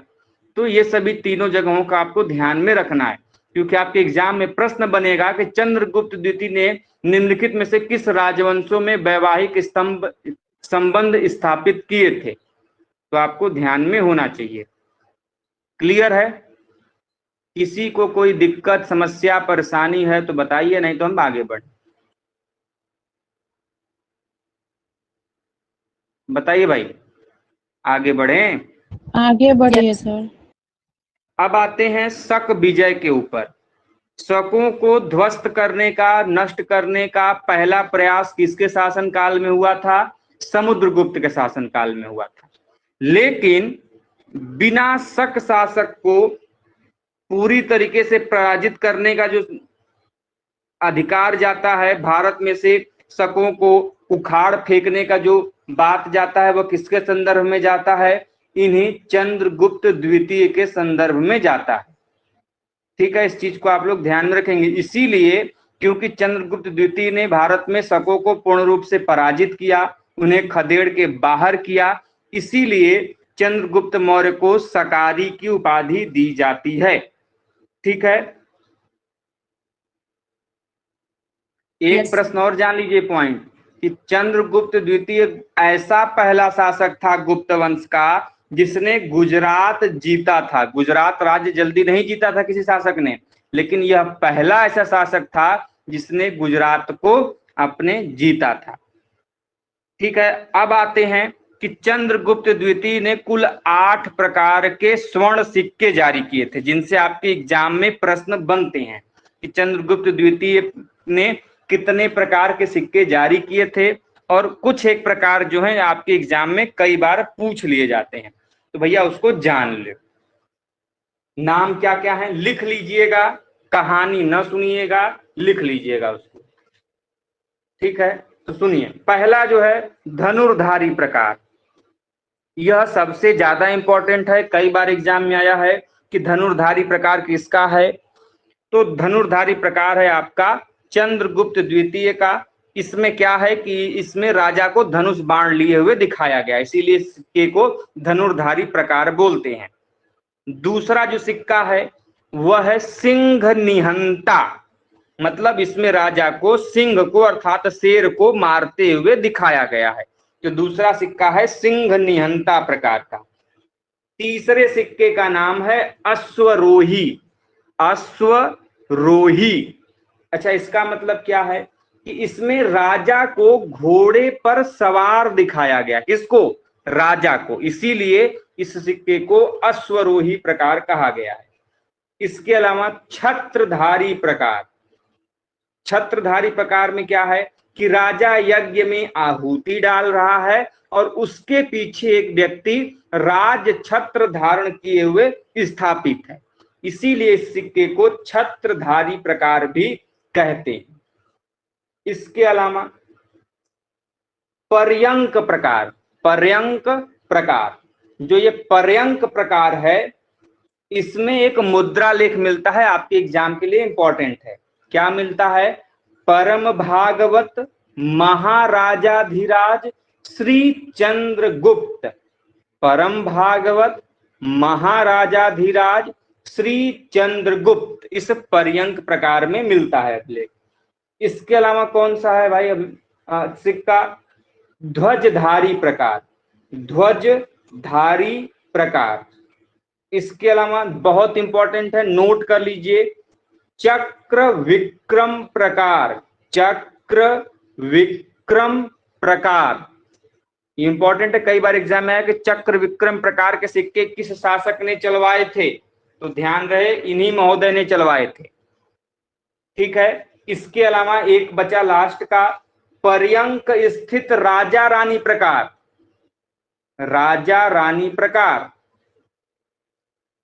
अच्छा एक बात बताइए, आपको हमने बताया भी था कि वह कौन सा ऐसा शासक था जिसने पहली बार राजा रानी प्रकार का सिक्का चलाया था, बताइए आप लोग। चंद्रगुप्त प्रथम। चंद्रगुप्त प्रथम। हाँ, तो इस क्वेश्चन को एकदम याद करके जाइएगा, भूले ना। तो पर्यंक स्थित राजा रानी प्रकार, इसमें राजा रानी पलंग पर बैठे हुए, पलंग को पर्यंक बोला जाता है, आमने सामने देख रहे हैं, इसीलिए सिक्के को पर्यंक स्थित राजा रानी प्रकार भी बोला जाता है। तो कुल 8 प्रकार के इन्होंने ये सिक्के जारी किए थे। कौन कौन से सिक्के हैं वो आपको नाम के साथ किस राजा के हैं याद करना पड़ेगा। इसके अलावा नोट पॉइंट में लिखिए, क्या लिखेंगे कि नवरत्न किसके दरबार में थे, किस गुप्त शासक या फिर किस शासक के दरबार में नवरत्न उपस्थित थे। नवरत्न मतलब अलग अलग विधाओं के कुल 9 लोग, ठीक है। तो नवरत्न इन्हीं चंद्रगुप्त द्वितीय के काल में थे। हाँ बताइए सर, ये जो आप सिक्का लिखवाए हैं इसको बस शॉर्ट में एक बार सबका नाम ले लीजिए ना, मेरा ऊपर नीचे हो गया है। ठीक है, ले रहा हूं, मिला लीजिए। धनुर्धारी प्रकार पहला सिक्का, दूसरा सिंह निहंता प्रकार, तीसरा अश्वरोही प्रकार, चौथा छत्रधारी प्रकार, पांचवा पर्यंक प्रकार, छठा पर्यंक स्थित राजा रानी प्रकार, सातवां ध्वजधारी प्रकार, आठवां चक्र विक्रम प्रकार। क्लियर हो गया? Yes sir. इसके अलावा बात करें तो चंद्रगुप्त द्वितीय के दरबार में 9 रत्न थे, मतलब 9 अलग अलग व्यक्ति 9 अलग अलग विधाओं के ज्ञाता थे। तो 9 रत्न में से, इन्हीं 9 रत्नों में से एक थे आपके कालिदास। कालिदास अभी तक के पूरे संपूर्ण विश्व में उन्होंने जो कविता लिखी है, उस कविता का जोड़ उस कविता के सामने किसी अन्य की कविता नहीं टिकती है। उनको one of the greatest poet कहा जाता है वर्ल्ड का। उनसे बेस्ट पोएट कोई नहीं रहा है। तो ये जो थे, ये किसके दरबार में थे? चंद्रगुप्त द्वितीय के दरबार में थे, और ये 9 रत्नों में से सबसे प्रमुख थे। अच्छा, इसके अलावा नाम लिख लीजिए 9 लोगों का, क्योंकि आपके एग्जाम में उनसे भी बनते हैं। अभी आप लोग खुद ही बोलोगे किसका किसका नाम पूछा गया है। कालिदास पहले हो गए। कालिदास जानते हैं साहित्य रचना संबंधित है। दूसरा है बेताल भट्ट।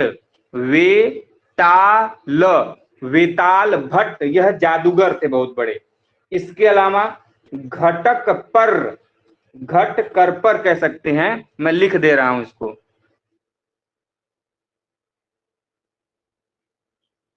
घटक पर, ठीक है। ये क्या थे भाई? यह बहुत बड़े कूटनीतिज्ञ थे जो विभिन्न प्रकार की सलाह राजा को देते थे। इसके अलावा शंकु क्या थे? वास्तुकार थे, ठीक है। ये भवनों के निर्माण में बाकी जो भी संरचनाएं निर्माण होती थी उससे संबंधित ये वास्तु को बताते थे। इसके अलावा आप लोगों ने नाम सुना होगा धन्वंतरी का, सुना है? यस सर, सुने हैं। क्या थे ये धन्वंतरी? क्या थे? किस चीज से संबंधित थे? सर चिकित्सक। चिकित्सक थे। यदि क्षेत्र पूछेगा, चिकित्सा का क्षेत्र था। ये स्वयं क्या थे? एक चिकित्सक थे।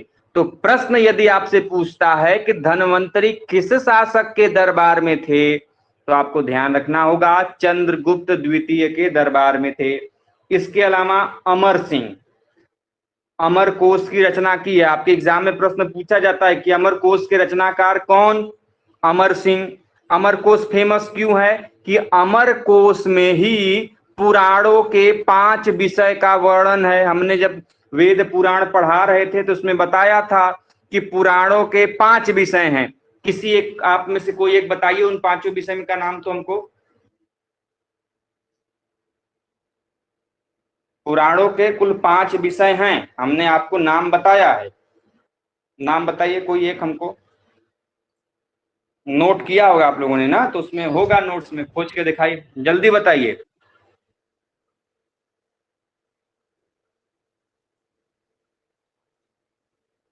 नहीं पता? सर अभी तो मेरे को याद नहीं आ रहा। शाबाश।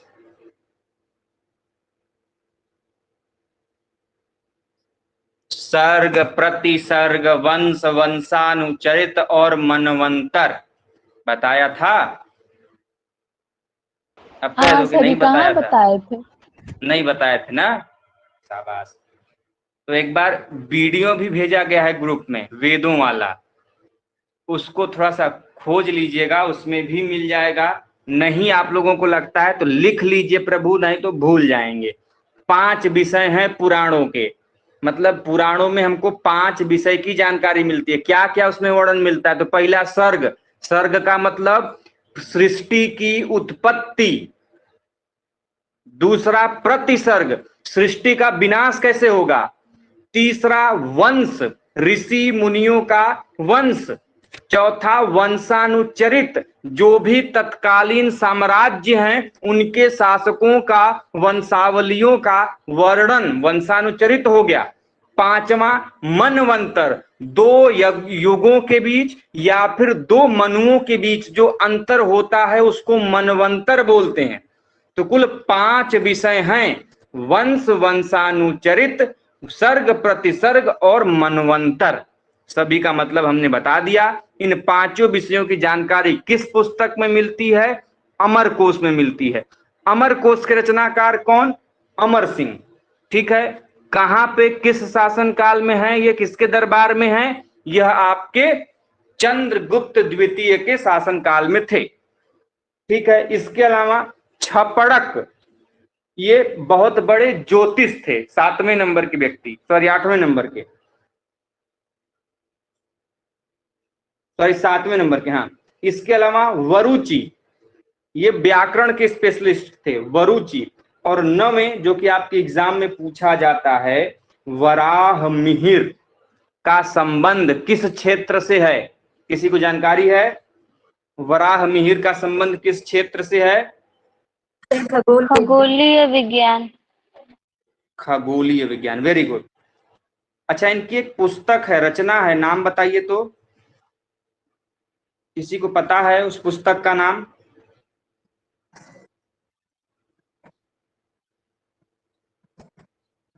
बृहद संहिता, लिख लीजिए, एकदम नोट डाउन करिए तुरंत। बृहद संहिता, बृहद संहिता किसकी पुस्तक है, या फिर बृहद संहिता के रचनाकार कौन? तो ध्यान रखिएगा प्रभु, इसके रचनाकार हैं आपके वराह मिहिर। तो 9 हो गए ना।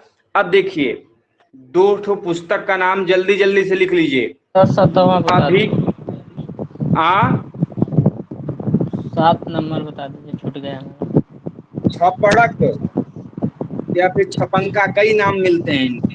ये ज्योतिष शास्त्र से संबंधित। सर अब देखिए, बरूची का किससे संबंध था? व्याकरण से, व्याकरण से। ये संस्कृत व्याकरण के बहुत बड़े विद्वान थे। अब इसके अलावा एक चीज देखिए, कालिदास की 2-3 रचनाएं कई बार आपके एग्जाम में पूछी जाती है कि उसके रचनाकार कौन। जैसे पहला लिखिए अभिज्ञान शाकुंतलम, अभिज्ञान शाकुंतलम। उसके अलावा मेघदूतम, मेघदूत या फिर मेघदूतम, 2 हो गया। तीसरा रघुवंशम, रघुवंशम। तो ये कुछ रचनाएं हैं जो कि आपके एग्जाम में पूछी जा सकती हैं। सर कुमार संभव, कुमार संभवम, हाँ पूछा जा सकता है। तो कालिदास से संबंधित रचनाओं के नाम आप लोग पढ़ के जाइएगा, क्योंकि वो जीएस के लिए भी हो सकता है अलग से, जो बुक्स वाले में है, और गुप्त काल में भी आ सकता है। तो दोनों चीजें आपको ध्यान में रखनी है। बचा अंतिम पॉइंट जो चंद्रगुप्त द्वितीय का, वो ये बचा कि इनके शासन काल में एक चीनी यात्री प्रभु भटकते भटकते भारत आ गए, जिनका नाम क्या था आपके एग्जाम में पूछा जाता है। तो ध्यान रहे, वह चीनी यात्री कौन थे? फाहयान थे। कौन थे? फाहयान थे। अब आप लोग कंफ्यूज होते हो वेनसांग और फाहयान में। वेन में ह आ रहा है ना, वह के बाद क्या आ रहा है? हाँ, तो आपको बता चुके हैं। तो वेनसांग हर्षवर्धन में आए हैं, और फाहयान किस में आए हैं? चंद्रगुप्त द्वितीय में आए हैं। इस चीज को आपको ध्यान में रखना है। कहाँ का शासक था? चीन का शासक था, जो कि किसके दरबार में आया था? चंद्रगुप्त द्वितीय के दरबार में आया था। तो ये आपका समाप्त हो गए चंद्रगुप्त द्वितीय महोदय। इससे ज्यादा प्रश्न आपसे चंद्रगुप्त द्वितीय से नहीं पूछेगा। कल से या फिर जो अगली क्लास होगी उसमें हम लोग कुमार गुप्त से पढ़ना स्टार्ट करेंगे। तो फिलहाल आज के लिए बस इतना ही। उम्मीद करते हैं आपको क्लास समझ में आई होगी। तो भैया यदि कोई प्रश्न वगैरह हो तो बता दीजिए, नहीं तो फिर हम चलें। बताइए भाई, समझ में आया सब कुछ? अरे हाँ या ना में बोल दिया करिए भाई। Yes sir. सर ये फाहयान जो था चीनी यात्री, वो किस सन में, मतलब किस में आया था? उसका समय काल क्या था? समय काल तो मुझे ध्यान में नहीं है, अभी मैं बता दूंगा कि कब आया था। एग्जैक्ट समय मुझे ध्यान में नहीं। और कोई प्रश्न किसी का कुछ?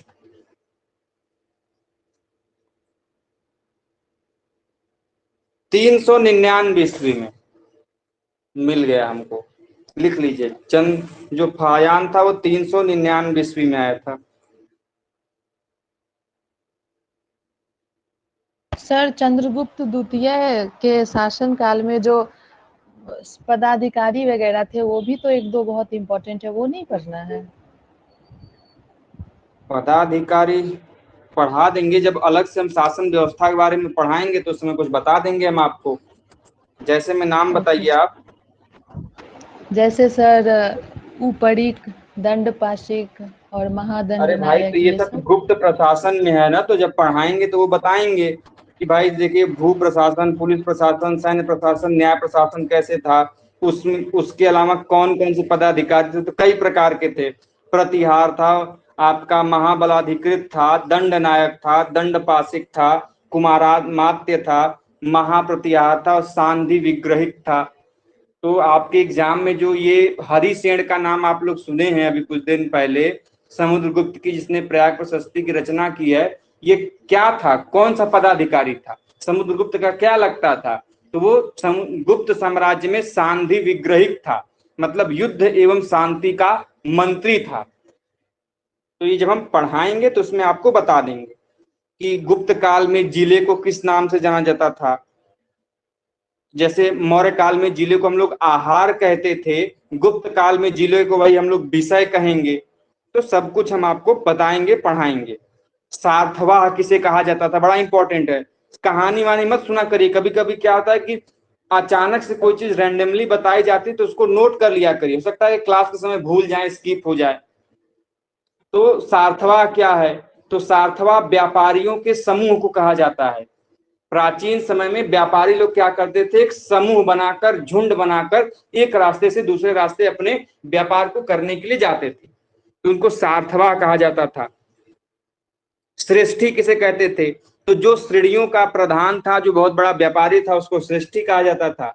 तो ऐसे ही कुछ टर्म है, जब हम आपको गुप्त काल का प्रशासन पढ़ाएंगे तब हम आपको बता देंगे। गुप्त से संबंधित अभिलेखों को लिखना चाहें तो लिख सकते हैं।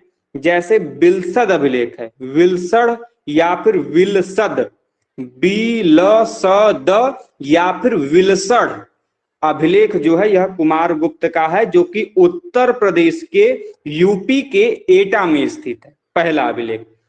दूसरा अभिलेख का नाम क्या है? मन कुंवर अभिलेख। मन कुंवर अभिलेख। अच्छा, प्रश्न कैसे अभिलेखों से पूछा जाता है?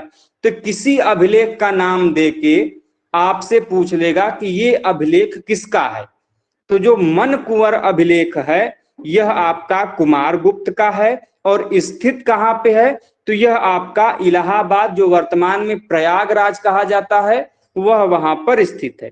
इसके अलावा गढ़वा से हमको, गढ़वा एक स्थान है जो कि इलाहाबाद में स्थित है, तो गढ़वा से हमको 2 शिलालेख मिले हुए हैं। गढ़वा से 2 शिलालेख मिले हुए हैं।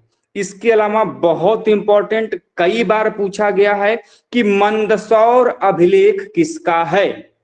मंदसौर अभिलेख किसका है? तो एक ईशान वर्मा का भी है, लेकिन यदि गुप्त शासकों में बात करेंगे तो कुमार गुप्त प्रथम का भी अपना एक मंदसौर अभिलेख है। इसको स्टार मार्क कर लीजिएगा, वेरी इंपॉर्टेंट, कई बार एग्जाम में आया है कि मंदसौर अभिलेख कहाँ पे है।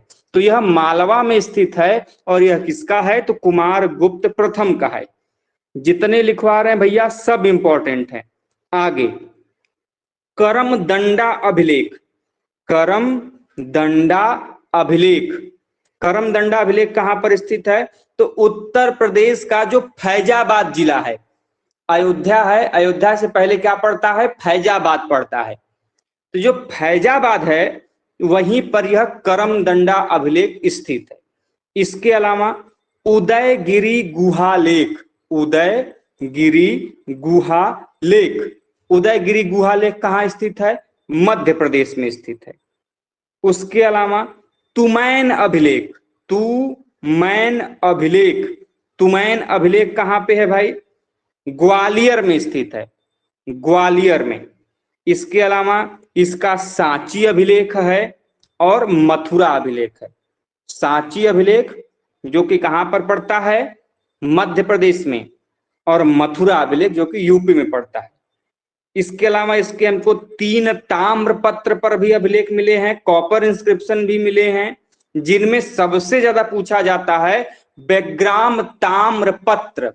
वैग्राम ताम्र पत्र किस शासक का है? तो बांग्लादेश में वैग्राम ताम्र पत्र मिला हुआ है, जो कि कुमार गुप्त प्रथम का है। इसके अलावा दामोदरपुर का ताम्र पत्र एवं तीसरा, हाँ बोलिए सर थोड़ा धीरे बोलिए, छूट जा रहा है। 3 ताम्रपत्र मिले हैं। पहला मिला है वैग्राम ताम्रपत्र, बांग्लादेश से है। उसके अलावा आपका दामोदरपुर ताम्रपत्र है, और तीसरा है धनदैह ताम्रपत्र। ठीक है। प्रश्न ये भी उठ सकता है कि कुमार गुप्त का पहले अभिलेख का नाम क्या है, या फिर क्रम से अभिलेखों के नाम दे सकते हैं, लेकिन इतना डिटेल में आपको नहीं आएगा। या तो आपका नाम पूछेगा कि किस शासक का है, या फिर पूछेगा कि किस स्थान पर है। दो में से पूछेगा, ज्यादा आप लोगों को क्रम में सजाने को नहीं देगा। यदि आप लोग हिस्ट्री का यूजीसी नेट का पेपर दे रहे होते तब आपको इतना डिटेल में पढ़ना पड़ता, लेकिन कहां पर है और किसका है ये प्रश्न पूछते हैं तो आपको जानकारी में होना चाहिए। तो यदि कुमार गुप्त के पहले अभिलेख की बात करें तो आपका बिलसड़ अभिलेख है, बिलसड़ अभिलेख। ठीक है, क्लियर है।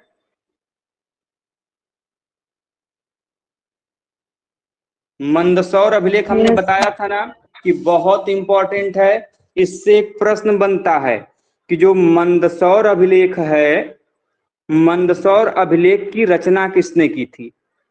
तो मंदसौर अभिलेख की रचना कुमारपाल का एक दरबारी कवि था जिसका नाम था वत्स भट्टी, उसने किया था। ठीक है। इसके अलावा कई सारे इसके अभिलेख हैं, उतने अभिलेख से जानकारी आपको नहीं जाननी है। अब आते हैं इसके सिक्कों के प्रकार के बारे में। तो सिक्कों के जो प्रकार हैं, हमको लगभग 5 प्रकार के सिक्के हमको कुमार गुप्त के दिखाई देते हैं। कुमार गुप्त ने 3 माध्यमों में अपने सिक्के चलाए थे, सोने, चांदी और तांबे में। ठीक है। 5 प्रकार के सिक्के मिलते हैं। सिक्कों के नाम क्या हैं? तो खड्गधारी प्रकार, हालांकि इसने बहुत सारे सिक्के चलाए हैं, जो ये 5 सिक्के हम आपको लिखवा रहे हैं, बता रहे हैं, ये गुप्त काल में मतलब अलग प्रकार से इस कुमार गुप्त ने जारी किए थे। पहला है खड्गधारी प्रकार, मतलब खड्ग लेके कुमार गुप्त वहां पर खड़े हैं। दूसरा गजरोही प्रकार, जिसमें हाथी पर सवार उनको दिखाया गया है, गजरोही प्रकार। तीसरा अप्रतिघ प्रकार।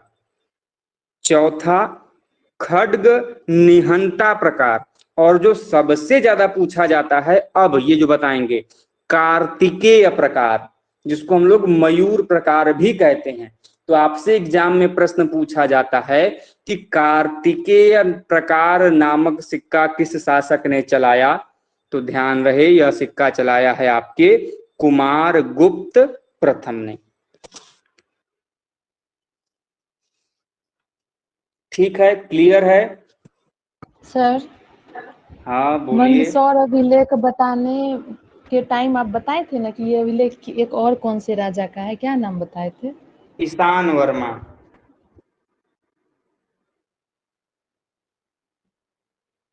देखिए भैया, आपको एक चीज ध्यान में रखनी है, किसी भी शासक से क्या क्या पूछ सकता है जो आपको पढ़ के जाना है, जो आप लोगों के लेवल पे पूछेगा।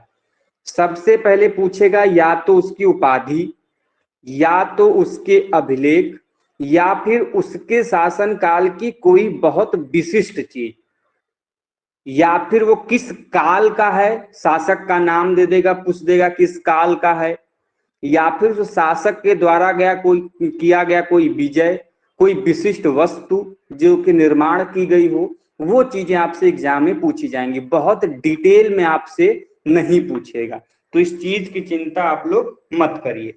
देखिए, जैसे हमने अभी कुछ दिन पहले जब समुद्रगुप्त पढ़ा रहे थे तो हमने आपको बताया था कि गुप्त काल में पहला ऐसा शासक कौन है जिसने अश्वमेध यज्ञ कराया था।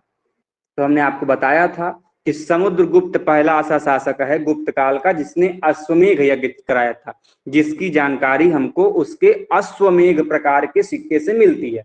लेकिन उसके बाद कुमार गुप्त जो प्रथम है, इसने भी क्या किया है कि इसने भी अश्वमेध प्रकार के सिक्के जारी किए, जिससे कि हमको पता चलता है कि समुद्रगुप्त के अलावा कुमार गुप्त भी वह शासक है जिसने क्या किया था, अश्वमेध यज्ञ करवाया था।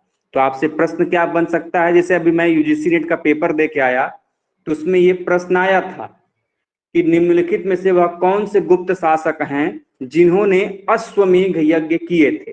तो आपके ऑप्शन में दोनों था, तीसरा ऑप्शन ए और बी दोनों था, चौथा था इनमें से कोई नहीं। तब आप लोग उत्तर बता दीजिए, फिर हम आगे बढ़े। सर दोनों होगा। दोनों होगा, क्योंकि समुद्रगुप्त ने भी कराया है और कुमार गुप्त ने भी कराया है, दोनों का आप लोगों को ध्यान देना है। इसके अलावा इस काल की विशेषता क्या है, जिसे मैंने बोला ना कि कोई ना कोई विशिष्ट चीज होगी। तो आप लोगों ने सुना होगा कि कुमार गुप्त के शासन काल में एक बहुत बड़े विश्वविद्यालय की स्थापना की गई थी कि जो कि अभी यदि होता हमारे भारत में तो आज हमारा भारत कहीं ज्यादा हार्वर्ड और कैम्ब्रिज से आगे होता। बताइए, ये जो कैम्ब्रिज और हार्वर्ड हम लोग देखते हैं, नालंदा विश्वविद्यालय, नालंदा विश्वविद्यालय। हम लोग आजकल सपने देखते हैं ना, हम लोग के लिए बहुत बड़ा ड्रीम होता है कि हम लोग नालंदा करें, कैम्ब्रिज में जाके पढ़ें, हार्वर्ड यूनिवर्सिटी में जाके पढ़ें, कैलिफोर्निया यूनिवर्सिटी में जाके पढ़ें। हम लोग का ये ड्रीम होता है, काश के हम वहां पढ़ रहे होते। लेकिन आप लोग नहीं जानते हो कि जो आज को आपकी कैलिफोर्निया, हार्वर्ड, कैम्ब्रिज यूनिवर्सिटी है, उससे कहीं ज्यादा और कहीं ज्यादा विख्यात उस समय में हम लोगों का तक्षशिला विश्वविद्यालय, धर्मशिला विश्वविद्यालय, आपका ये नालंदा विश्वविद्यालय बहुत प्रचलित थे। नालंदा और तक्षशिला विश्वविद्यालय में 10-10 हजार छात्र उस समय पढ़ते थे। सोच लीजिए क्या अद्भुत व्यवस्था रही होगी, जहां पे कि पूरे विश्व से लोग आते थे पढ़ने। लेकिन यही है कि समय के साथ पहली बात तो हमने अपनी परंपराओं को भूला, अपनी चीजों को भूला, और कुछ आक्रमणकारियों ने उसको विध्वंस किया। आप यदि पढ़ोगे नालंदा के बारे में जानकारी तो आप लोगों ने पढ़ा होगा कि अलाउद्दीन खिलजी के एक सेनापति थे जिनका नाम था बख्तियार खिलजी। आपके एग्जाम में पूछा जा सकता है कि नालंदा विश्वविद्यालय को नष्ट किसने किया। तो बख्तियार खिलजी, जो कि अलाउद्दीन खिलजी का सेनापति था, इसने नालंदा विश्वविद्यालय को आग में लपेट दिया। और वो विश्वविद्यालय जहां पर भारतीय इतिहास की समग्र पांडुलिपियां, समग्र आप ये आज हम लोग जो चिकित्सा करते हैं, हेड सर्जरी होती है, तो आंख का ऑपरेशन होता है, तो मस्तिष्क का सर्जरी होता है, वो उस समय में प्रचलित था। और सभी प्रकार की जड़ी बूटियों, औषधियों, सभी प्रकार के ज्ञान का केंद्र आपका नालंदा था। और उस नालंदा को उस महोदय ने आग लगा दिया। तो नालंदा तो जला ही जला, उसमें रखी गई, उसके लाइब्रेरी में रखी गई सभी पांडुलिपियां क्या हो गई, जलकर राख हो गई। तो सोच लीजिए कि हमने अपना जो सोर्स है, कितना बड़ा नॉलेज का सोर्स उस समय अपने साथ हमने खो दिया। अभी आपके घर में मान लो आपकी पूरी जिंदगी की रिटन की जो कमाई है, जो आपने लिखा पढ़ा, जो आपका नॉलेज का पॉइंट है, जिसको कि आप आगे फर्दर ट्रांसफर करते, यदि उसको कोई जला दे तो क्या अगली पीढ़ी उतनी नॉलेज ले पाएगी? नहीं ले पाएगी। तो यही है कि हमने बहुत कुछ समय के साथ हम लोगों ने खोया है, लेकिन फिर भी हमने उससे कुछ सीखा नहीं। यही सबसे बड़ी गलती है हम लोगों की। आज हम आप लोग एंट्रेंस देने जा रहे हो, अभी बीयूपी बीएड का दे के आए, अभी बीएचयू बीएड का दे रहे हो, बाकी अदर एंट्रेंस देते हो, लेकिन ये आज व्यवस्था हमको दिखती है। लेकिन आप लोगों को शायद न पता हो, लेकिन नालंदा विश्वविद्यालय में ये व्यवस्था पहले से थी कि वहां पर एंट्रेंस के बाद एडमिशन होता था। वहां पे जो द्वारपाल था वह बाकायदे प्रश्न पूछता था, उसके बाद एक पैनल बैठती थी गुरुओं की, जो कि आपके प्रश्न पूछती थी, जो कि एक इंटरव्यू की तरह होता था। उसमें पास करने वाले विद्यार्थियों को नालंदा में सिलेक्शन मिलता था। तो यदि आज हमारे देश में नालंदा, तक्षशिला, जो विक्रमशिला है, जो कि धर्मपाल ने बनवाया था, यदि वो सब विश्वविद्यालय होते तो आज हमको हार्वर्ड, कैलिफोर्निया, ये कैम्ब्रिज विश्वविद्यालय की तरफ देखना न पड़ता। तो हम लोगों ने स्वयं से अपने पैर पे कुल्हाड़ी मारी है, इसके जिम्मेदार हम भारतीय खुद ही हैं। आपके नालंदा को, जो नालंदा विश्वविद्यालय है, उसको पुनः 2014 से चालू किया गया। किसी को पता है ये बात? आप में से इतने लोग हैं कितने लोगों को पता है कि 2014 से नालंदा विश्वविद्यालय में अंतर्राष्ट्रीय स्तर की पढ़ाई शुरू हुई है। भारत का अंतर्राष्ट्रीय स्तर की पढ़ाई बहुत कम विश्वविद्यालयों में है, लेकिन नालंदा पूर्ण रूप से अंतर्राष्ट्रीय विश्वविद्यालय है। लेकिन हम लोगों को नहीं पता है, बहुत कम लोगों को पता है। बस उनको ये पता कि नालंदा विश्वविद्यालय हुआ करता था, लेकिन अभी वहां पे होता है और आर्कियोलॉजी और एंशिएंट हिस्ट्री की सबसे बेस्ट पढ़ाई जो वहां पे होती है अभी वहीं पे शुरू हो रही है। तो ये कुछ चीजें हैं जो आपको जानना चाहिए। और ये जो नालंदा विश्वविद्यालय है इसकी स्थापना इन्हीं कुमारगुप्त प्रथम के शासन काल में हुई थी। तो हम लोग थोड़ा सा रूट से डाइवर्ज हो गए, उसके लिए क्षमा चाहेंगे, तो उस चीज को आप लोग ध्यान में रखिएगा। तो ये कुछ चीजें थी जो कि आपके कुमारगुप्त के शासन काल में पूछी जा सकती हैं, उनको आपको ध्यान में रखना चाहिए। इसके बाद आते हैं हम लोग स्कंदगुप्त की तरफ। तो स्कंदगुप्त जो है इनका शासन काल का बात करें तो 455 ईस्वी से लेके 467 ईस्वी के बीच में स्कंदगुप्त का शासन काल हमको दिखाई देता है। और ये भी जान लीजिए, यह जो स्कंदगुप्त है यह गुप्त वंश का महानतम और सबसे अंतिम शासक के रूप में जाना जाता है। मतलब इसके बाद शासक तो हुए, लेकिन इनके जैसे जो इनके पहले या फिर इनके जैसे अब जो पराक्रमी शासक हैं वो आपको गुप्त काल में देखने को नहीं मिलेंगे, क्योंकि इनके बाद जो भी शासक हुए हैं उनके बाद उनकी आर्थिक स्थिति कह लें, राजनैतिक स्थिति कह लें, सभी दुर्बल थी, सभी खराब थी। ठीक है, क्लियर है, बताइए। Yes sir.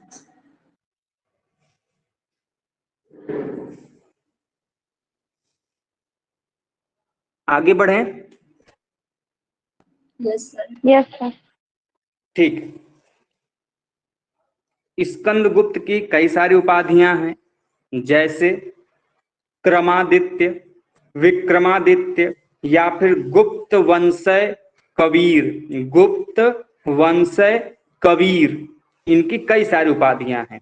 परम भागवत है, क्षितिपति है, सकाराध्य है, लेकिन ये सभी उपाधियां आपसे नहीं पूछेगा। मुख्यतः जो पूछा जाता है वह आपको गुप्त वंश कबीर पूछा जाता है। यह किसके लिए उपयुक्त किया गया है, किसके लिए प्रयोग किया गया है, तो आपको ध्यान रखना है यह स्कंदगुप्त के लिए किया गया है। इनसे संबंधित अभिलेखों से प्रश्न आपके एग्जाम में पूछते हैं। कौन कौन से अभिलेख हैं, तो सबसे पहले लिख लीजिए भैया जूनागढ़ का अभिलेख। इसके शासन काल में एक महाक्षत्रप था जिसका नाम है रुद्रदामन। ठीक है, तो जूनागढ़ अभिलेख जो कि गुजरात के सौराष्ट्र में है वो है। उसके अलावा भीतरी स्तंभलेख, उसको एकदम इंपॉर्टेंट मार लीजिए। भीतरी स्तंभलेख एकदम इंपॉर्टेंट, कहां पे है, यूपी के गाजीपुर में। गाजीपुर का आप लोगों ने नाम सुना होगा, वीरों की धरती उत्तर प्रदेश, गाजीपुर बलिया कैसा कुछ है कहावत, मुझे ध्यान में नहीं आ रहा है, तो वही गाजीपुर। भीतरी स्तंभलेख किसका है, स्कंदगुप्त का है। कहोम अभिलेख बहुत इंपॉर्टेंट है, इसको भी नोट पॉइंट कर लीजिए। कहोम अभिलेख यूपी के गोरखपुर में स्थित है, किसका है, स्कंदगुप्त का है। इंदौर ताम्रपत्र, ये भी स्कंदगुप्त का है। ठीक है, बिहार स्तंभलेख, उसके अलावा सूपिया अभिलेख, सूपिया अभिलेख, और सबसे अंतिम गढ़वा अभिलेख, गढ़वा अभिलेख। ठीक है, तो भैया ये कुछ अभिलेख थे। इसके अलावा प्रश्न क्या पूछता है कि स्कंदगुप्त का सबसे महत्वपूर्ण एवं प्रथम अभिलेख कौन सा था, तो स्कंदगुप्त का सबसे प्रथम और सबसे महत्वपूर्ण अभिलेख जूनागढ़ अभिलेख को माना जाता है। इस जूनागढ़ अभिलेख में किसकी जानकारी मिलती है, तो आप सभी लोगों को पता है सुदर्शन झील की जानकारी मिलती है, आप लोगों ने पढ़ा होगा। इसके अलावा स्कंदगुप्त के शासन काल में, स्कंदगुप्त के शासन काल में हुणों का आक्रमण हुआ था। अब देखिए प्रश्न आपसे एग्जाम में बनता है कि वह कौन सा गुप्त शासक था जिसके शासन काल में हूण आक्रमण हुए थे, तो वह कौन सा शासक था, तो भैया वह था आपका स्कंदगुप्त। और इसकी जानकारी कहाँ से मिलती है? तो इसी जूनागढ़ अभिलेख से हमको इसकी जानकारी देखने को मिलती है। किसके शासनकाल में हूण आक्रमण हुए थे। ठीक है, इसके अलावा जो भीतरी स्तंभ लेख है इसमें भी हूण आक्रमण की जानकारी है। लेकिन मेन जो उल्लेख है आपके एग्जाम में पूछेगा कि हूण आक्रमण की जानकारी निम्नलिखित में से किस अभिलेख में मिलती है, तो इसका मेन जो वर्णन है वह भीतरी स्तंभ में हमको, भीतरी स्तंभ लेख जो है उसमें देखने को मिलता है। साथ में इस भीतरी जो लेख है इसमें हमको समुद्रगुप्त, चंद्रगुप्त द्वितीय एवं कुमार गुप्त की जो माताएं हैं उनकी नामों का वर्णन हमको यहाँ पर देखने को मिलता है। ठीक है, इसके अलावा इस अभिलेख में हमको एक विष्णु मंदिर के निर्माण की बात कही गई है। तो यदि आपसे प्रश्न पूछे कि स्कंदगुप्त द्वारा विष्णु मंदिर के निर्माण का उल्लेख किस अभिलेख में है, तो यह आपके भीतरी स्तंभ लेख में देखने को मिलता है। ठीक है, क्लियर है? इसमें किसी को कोई दिक्कत? बताइए भाई, बताइए। नहीं सर। इसके अलावा इंपॉर्टेंट करके लिख लीजिएगा, बाकी एग्जाम के लिए भी इंपॉर्टेंट हो सकता है कि वह कौन सा गुप्त वंशीय अभिलेख है जिसमें हमको 5 जैन तीर्थंकरों के नामों के उल्लेख मिलते हैं। तो हमने अभी आपको कहौम अभिलेख बताया, क ह म। तो कहौम अभिलेख जो है कुमार गुप्त का, सॉरी स्कंदगुप्त का, इसमें 5 जैन तीर्थंकरों के नाम मिलते हैं। कौन कौन से जैन तीर्थंकर हैं? तो आदिनाथ पहले, दूसरे शांतिनाथ, तीसरे नेमिनाथ, चौथे पार्श्वनाथ और 5वें महावीर स्वामी। तो कुल 5 तीर्थंकरों की जानकारी या फिर उनके नामों का वर्णन किस अभिलेख में मिलता है?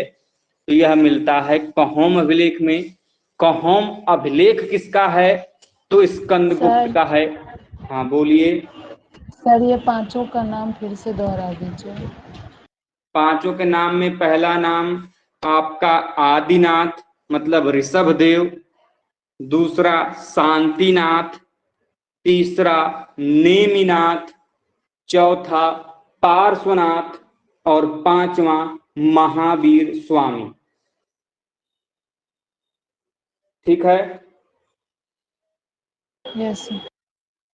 इसके अलावा यदि हम सिक्कों की बात करें तो सिक्के इसके मुख्यतः हमको 2 प्रकार के मिलते हैं, एक स्वर्ण सिक्के, एक रजत सिक्के। कुमार गुप्त स्कंदगुप्त ने तांबे के सिक्के नहीं चलवाए थे। तो यदि सत्य असत्य में आता है तो इस चीज को आपको ध्यान में रखना होगा कि स्कंदगुप्त द्वारा तांबे के सिक्के नहीं चलवाए गए थे। ठीक है, उसके अलावा बात करें तो 2 प्रकार के सिक्के स्वर्ण चांदी के, इसमें जो सबसे ज्यादा प्रचलित थी उसमें थी राज लक्ष्मी प्रकार की मुद्रा। राज लक्ष्मी प्रकार की मुद्रा जो कि इसके काल की सबसे सर्वाधिक प्रचलित में मुद्रा थी आपकी। हूण आक्रमण हमने आपको पढ़ाई दिया कि हूण आक्रमण की जानकारी हमको मुख्यतः कहाँ से देखने को मिलती है? तो भीतरी स्तंभ लेख देखने को मिलती है।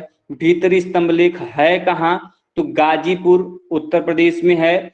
उसके अलावा समुद्रगुप्त, कुमारगुप्त प्रथम और चंद्रगुप्त द्वितीय के माताओं के नामों का वर्णन कहाँ से मिलता है? तो इसी भीतरी स्तंभ लेख से देखने को मिलता है। तो ये सभी जानकारियां आपको ध्यान में रखनी होंगी। अब बात हूण आक्रमण की हो गई है, तो हूण थे कौन? तो हूण देखिए, पहली बात की यह बहुत ही बर्बर जाति थी। मतलब इसका मेन एक ही उद्देश्य था कि दूसरे राज्य पर आक्रमण करो, उस पे कब्जा करो, उसके संसाधनों का उपयोग करो, चाहे वो नारी हो महिलाएं हो, उनका भोग करो। जब वहां से संसाधन समाप्त हो जाए, जी भर जाए, तो फिर अगले राज्य पर आक्रमण करो, फिर वही गतिविधि अपनाओ, फिर आगे बढ़ जाओ। तो ये ऐसी आक्रमण जाती थी। अरे आप लोगों ने बाहुबली पिक्चर देखा होगा तो उसमें कालकेय को देखा होगा, याद है? कालकेय संहारक बाहुबली। हाँ, तो कालकेय वाली स्थिति थी हुड़ों की। तो ये जो हुड़ थे कहाँ के थे, ये एग्जाम में पूछा जा सकता है। तो हुड़ जो थे ये मध्य एशिया की एक बर्बर जाति थी, और हुड़ों का पहला आक्रमण जो भारत में हुआ था वह इसी स्कंद गुप्त के शासन काल में हमको देखने को मिलता है।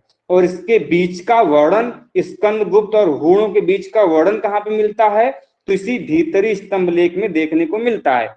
और स्कंद गुप्त ने इन हुड़ों को सफलतापूर्वक हराकर उनको क्या कर दिया, अपनी सीमा से बाहर कर दिया, जिसके पश्चात स्कंद गुप्त ने विक्रमादित्य की उपाधि धारण की थी। क्लियर है? Yes sir. अच्छा, एक प्रश्न और बनता है भाई, हम आपको बताना भूल गए। अभी हमने रुद्रदामन का जूनागढ़ अभिलेख बताया जो कि आपके कुमारगुप्त के शासन काल का है। उसमें सुदर्शन झील के निर्माण की बात कही गई है। तो सुदर्शन झील है कहाँ? सौराष्ट्र गुजरात में है। तो बड़ा एक फेमस प्रश्न पूछता है कि कुमारगुप्त के शासन काल में सौराष्ट्र की राजधानी गिरनार का या फिर सौराष्ट्र का प्रमुख कौन था या शासक कौन था?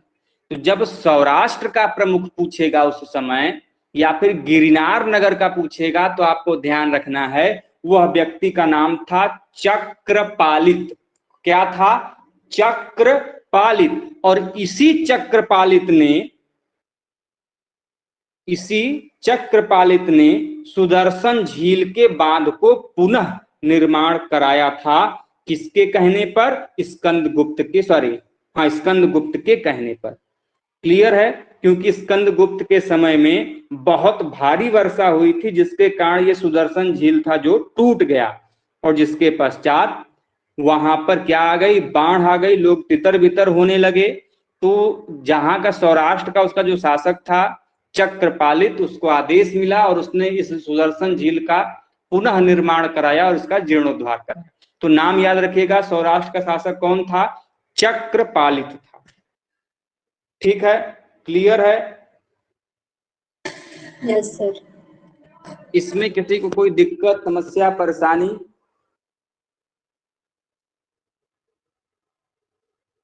No sir. तो भैया ये था आपका गुप्त काल के जो प्रमुख आपके क्वेश्चन बन सकते हैं शासकों से, वहां से संबंधित सभी शासकों के बारे में हमने आपको पढ़ा दिया। अब जो क्वेश्चन बनेंगे, बाकी जो आपके इसके बाद के शासक हैं उनसे क्वेश्चन नहीं बनेंगे। आप लोगों ने जल्दी नाम भी आप लोगों ने नहीं सुना होगा। जैसे इनके बाद शासक कौन बने, तो पुरुगुप्त हैं, बुद्धगुप्त हैं, नरसिंह बालादित्य हैं, वैन्यगुप्त हैं, कुमारगुप्त तृतीय हैं। तो इनसे प्रश्न आपके एग्जाम में नहीं पूछेंगे, तो इनको पढ़ाने की कोई आवश्यकता नहीं है। अब पूछेंगे कहां से? तो पूछा जा सकता है आपसे कि गुप्त काल में जो केंद्रीय अधिकारी थे उनके नामों एवं उनके कार्यों के बारे में, या फिर गुप्तकालीन जो बहुत सारे स्थापत्य की संरचना हुई थी, कई सारे मंदिरों के निर्माण हुए थे, तो वह मंदिर हैं कहाँ, किस देवता को समर्पित हैं, उनसे प्रश्न पूछा जा सकता है। और या तो गुप्त काल में जो रचनाएं हुई हैं, जो रचनाएं अर्थात जो बुक लिखी गई हैं उनके बारे में प्रश्न पूछ सकता है। या फिर आपके एग्जाम में ये पूछ सकता है कि गुप्त काल की प्रशासन की इकाई क्या रही है। तो हम आपको गुप्त काल में जो अधिकारी हैं उनके बारे में बता दे रहे हैं, गुप्त काल के मंदिरों की सूची, उसके अलावा गुप्त काल में जो नाटक या फिर पुस्तकें या फिर जो रचनाएं लिखी गई उनकी सूची हम आपको ग्रुप में भेज देंगे, आप लोग पढ़ लेंगे। जो भी कोई क्वेश्चन बचे आप हमें बता दीजिएगा ग्रुप में, हम उसको अगले क्लास में क्लियर कर देंगे। फिलहाल हम आपको अधिकारी के बारे में बता रहे हैं जो कि इंपॉर्टेंट है। सबसे पहले कुमारामात्य के बारे में जान लेते हैं। कुमारामात्य किसे कहते थे? तो यह पदाधिकारियों का सबसे सर्वश्रेष्ठ वर्ग होता था और इन्हें उच्च से उच्च पद पर नियुक्त किया जाता था। और यदि सामान्य रूप में कहें तो इस पे नियुक्त होता कौन था, तो राजवंश का कोई विशिष्ट व्यक्ति, जैसे राजकुमार हो गया या फिर राजा जिसको सर्वाधिक प्रिय मानता हो उसको कुमारा मात्य के रूप में नियुक्त कर सकता था। इसके अलावा महासांधि विग्रहिक, महासांधि विग्रहिक यह किसको बोलते थे, तो हरिसेन क्या था, हमने एग्जाम्पल में बताया था। हरिसेन जिसने प्रयाग प्रशस्ति लिखी है वह गुप्त काल में क्या था, महासांधि विग्रहिक था। यह युद्ध एवं शांति का मंत्री था। इसके अलावा दंडपाशिक, दंडपाशिक क्या अधिकारी था, तो पुलिस विभाग का जो मुख्य अधिकारी होता था उसको दंडपाशिक बोलते थे, मुख्य अधिकारी को। लेकिन यदि हम साधारण कर्मचारी को पूछेंगे तब तो आप लोग हंसने लगेंगे। चाट एवं भाट अजीब नाम है। गुप्त काल में जो पुलिस के साधारण कर्मचारी होते थे उनको चाट भाट और जो मुख्य अधिकारी होता था उसको दंडपाशिक बोला जाता था। इसके अलावा जो सेना के अधिकारी होते थे, सैनिक अधिकारी होते थे, उनको क्या बोलते थे, तो लिख लीजिए महाबलाधिकृत, महाबलाधिकृत यह सैनिक अधिकारियों को बोला जाता था। उसके अलावा महादंडनायक, महादंडनायक किस प्रकार का अधिकारी होता था, तो युद्ध एवं न्याय विभाग का कार्य देखने वाले अधिकारियों को महादंडनायक कहा गया है। हमने हरिसेन की बात कही, तो हरिसेन जो था यह राजा का प्रिय था, इसलिए इसको कुमारा मात्य की भी उपाधि दी गई थी। साथ में यह सांधि विग्रहिक भी था, अर्थात युद्ध एवं शांति का मंत्री भी था, और साथ में यह महादंड नायक भी था, अर्थात युद्ध व न्याय विभाग का भी यह कार्य देखता था। तो इस चीज को आपको ध्यान में रखना है। क्लियर है इतनी बातें? बताइए भाई। Yes sir. ठीक, आगे मंदिरों के बारे में जान लेते हैं। एक आध तो मंदिर हम आपको बता दे रहे हैं, लेकिन लिस्ट में जितनी मंदिरें हैं मुख्यतः इंपॉर्टेंट हैं। जैसे आप लोगों ने दशावतार मंदिर सुना होगा देवगढ़ का, बहुत एग्जाम्पल में कई बार पूछा गया है कि देवगढ़ का दशावतार जो मंदिर है यह किस देवता को समर्पित है, पहला, यह स्थित कहां पर है, दूसरा, और देवगढ़ का दशावतार मंदिर किस काल का है, तीसरा। तो तीनों प्रकार में से कोई भी प्रश्न आपसे पूछ सकता है, तो आपको इसी प्रकार से याद भी करके जाना होगा कि मंदिर का नाम क्या है, किस काल का है, कहां पर स्थित है और इससे संबंधित क्या जानकारी है। तो देवगढ़ का दशावतार मंदिर उत्तर प्रदेश के ललितपुर जिले में स्थित है। ठीक है, यह मंदिर पंचायतन मंदिर है। साथ में यह प्रथम ऐसा मंदिर है भारत में जिसमें शिखर शैली का हमको देखने को उदाहरण मिलता है। और किस देवता को समर्पित है, तो यह आपके भगवान विष्णु को समर्पित है। इसके अलावा तिगवा का विष्णु मंदिर है जो कि मध्य प्रदेश के जबलपुर में स्थित है। इसके अलावा तिगवा का कंकाली देवी मंदिर है जो कि ये भी मध्य प्रदेश में है, समुद्रगुप्त के शासनकाल में बनाया गया, दुर्गा माता को समर्पित है। इसके अलावा एरण का विष्णु मंदिर है, यह मध्य प्रदेश के एरण जिले में स्थित है। भुमरा का शिव मंदिर है, यह मध्य प्रदेश के सतना जिला में स्थित है।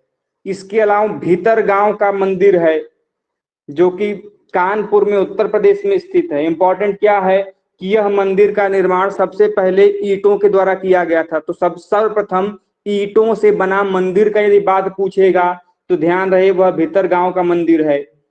इसके अलावा सिरपुर का लक्ष्मण मंदिर है जो कि छत्तीसगढ़ के रायपुर जिले में है। तो ऐसे कई सारे मंदिर हैं, हम आपको उसका लिस्ट दे देंगे, आप उसको याद कर लीजिएगा जो कि प्रश्न बने। हाँ बोलिए। आप जो लिस्ट दीजिएगा उस लिस्ट में ये सब भी मेंशन रहेगा कि भीतर गांव का मंदिर ईंट से बना हुआ है, हाँ हाँ मेंशन दशावतार रहेगा, का। आप चिंता न करें, मेंशन रहेगा वो। ठीक है।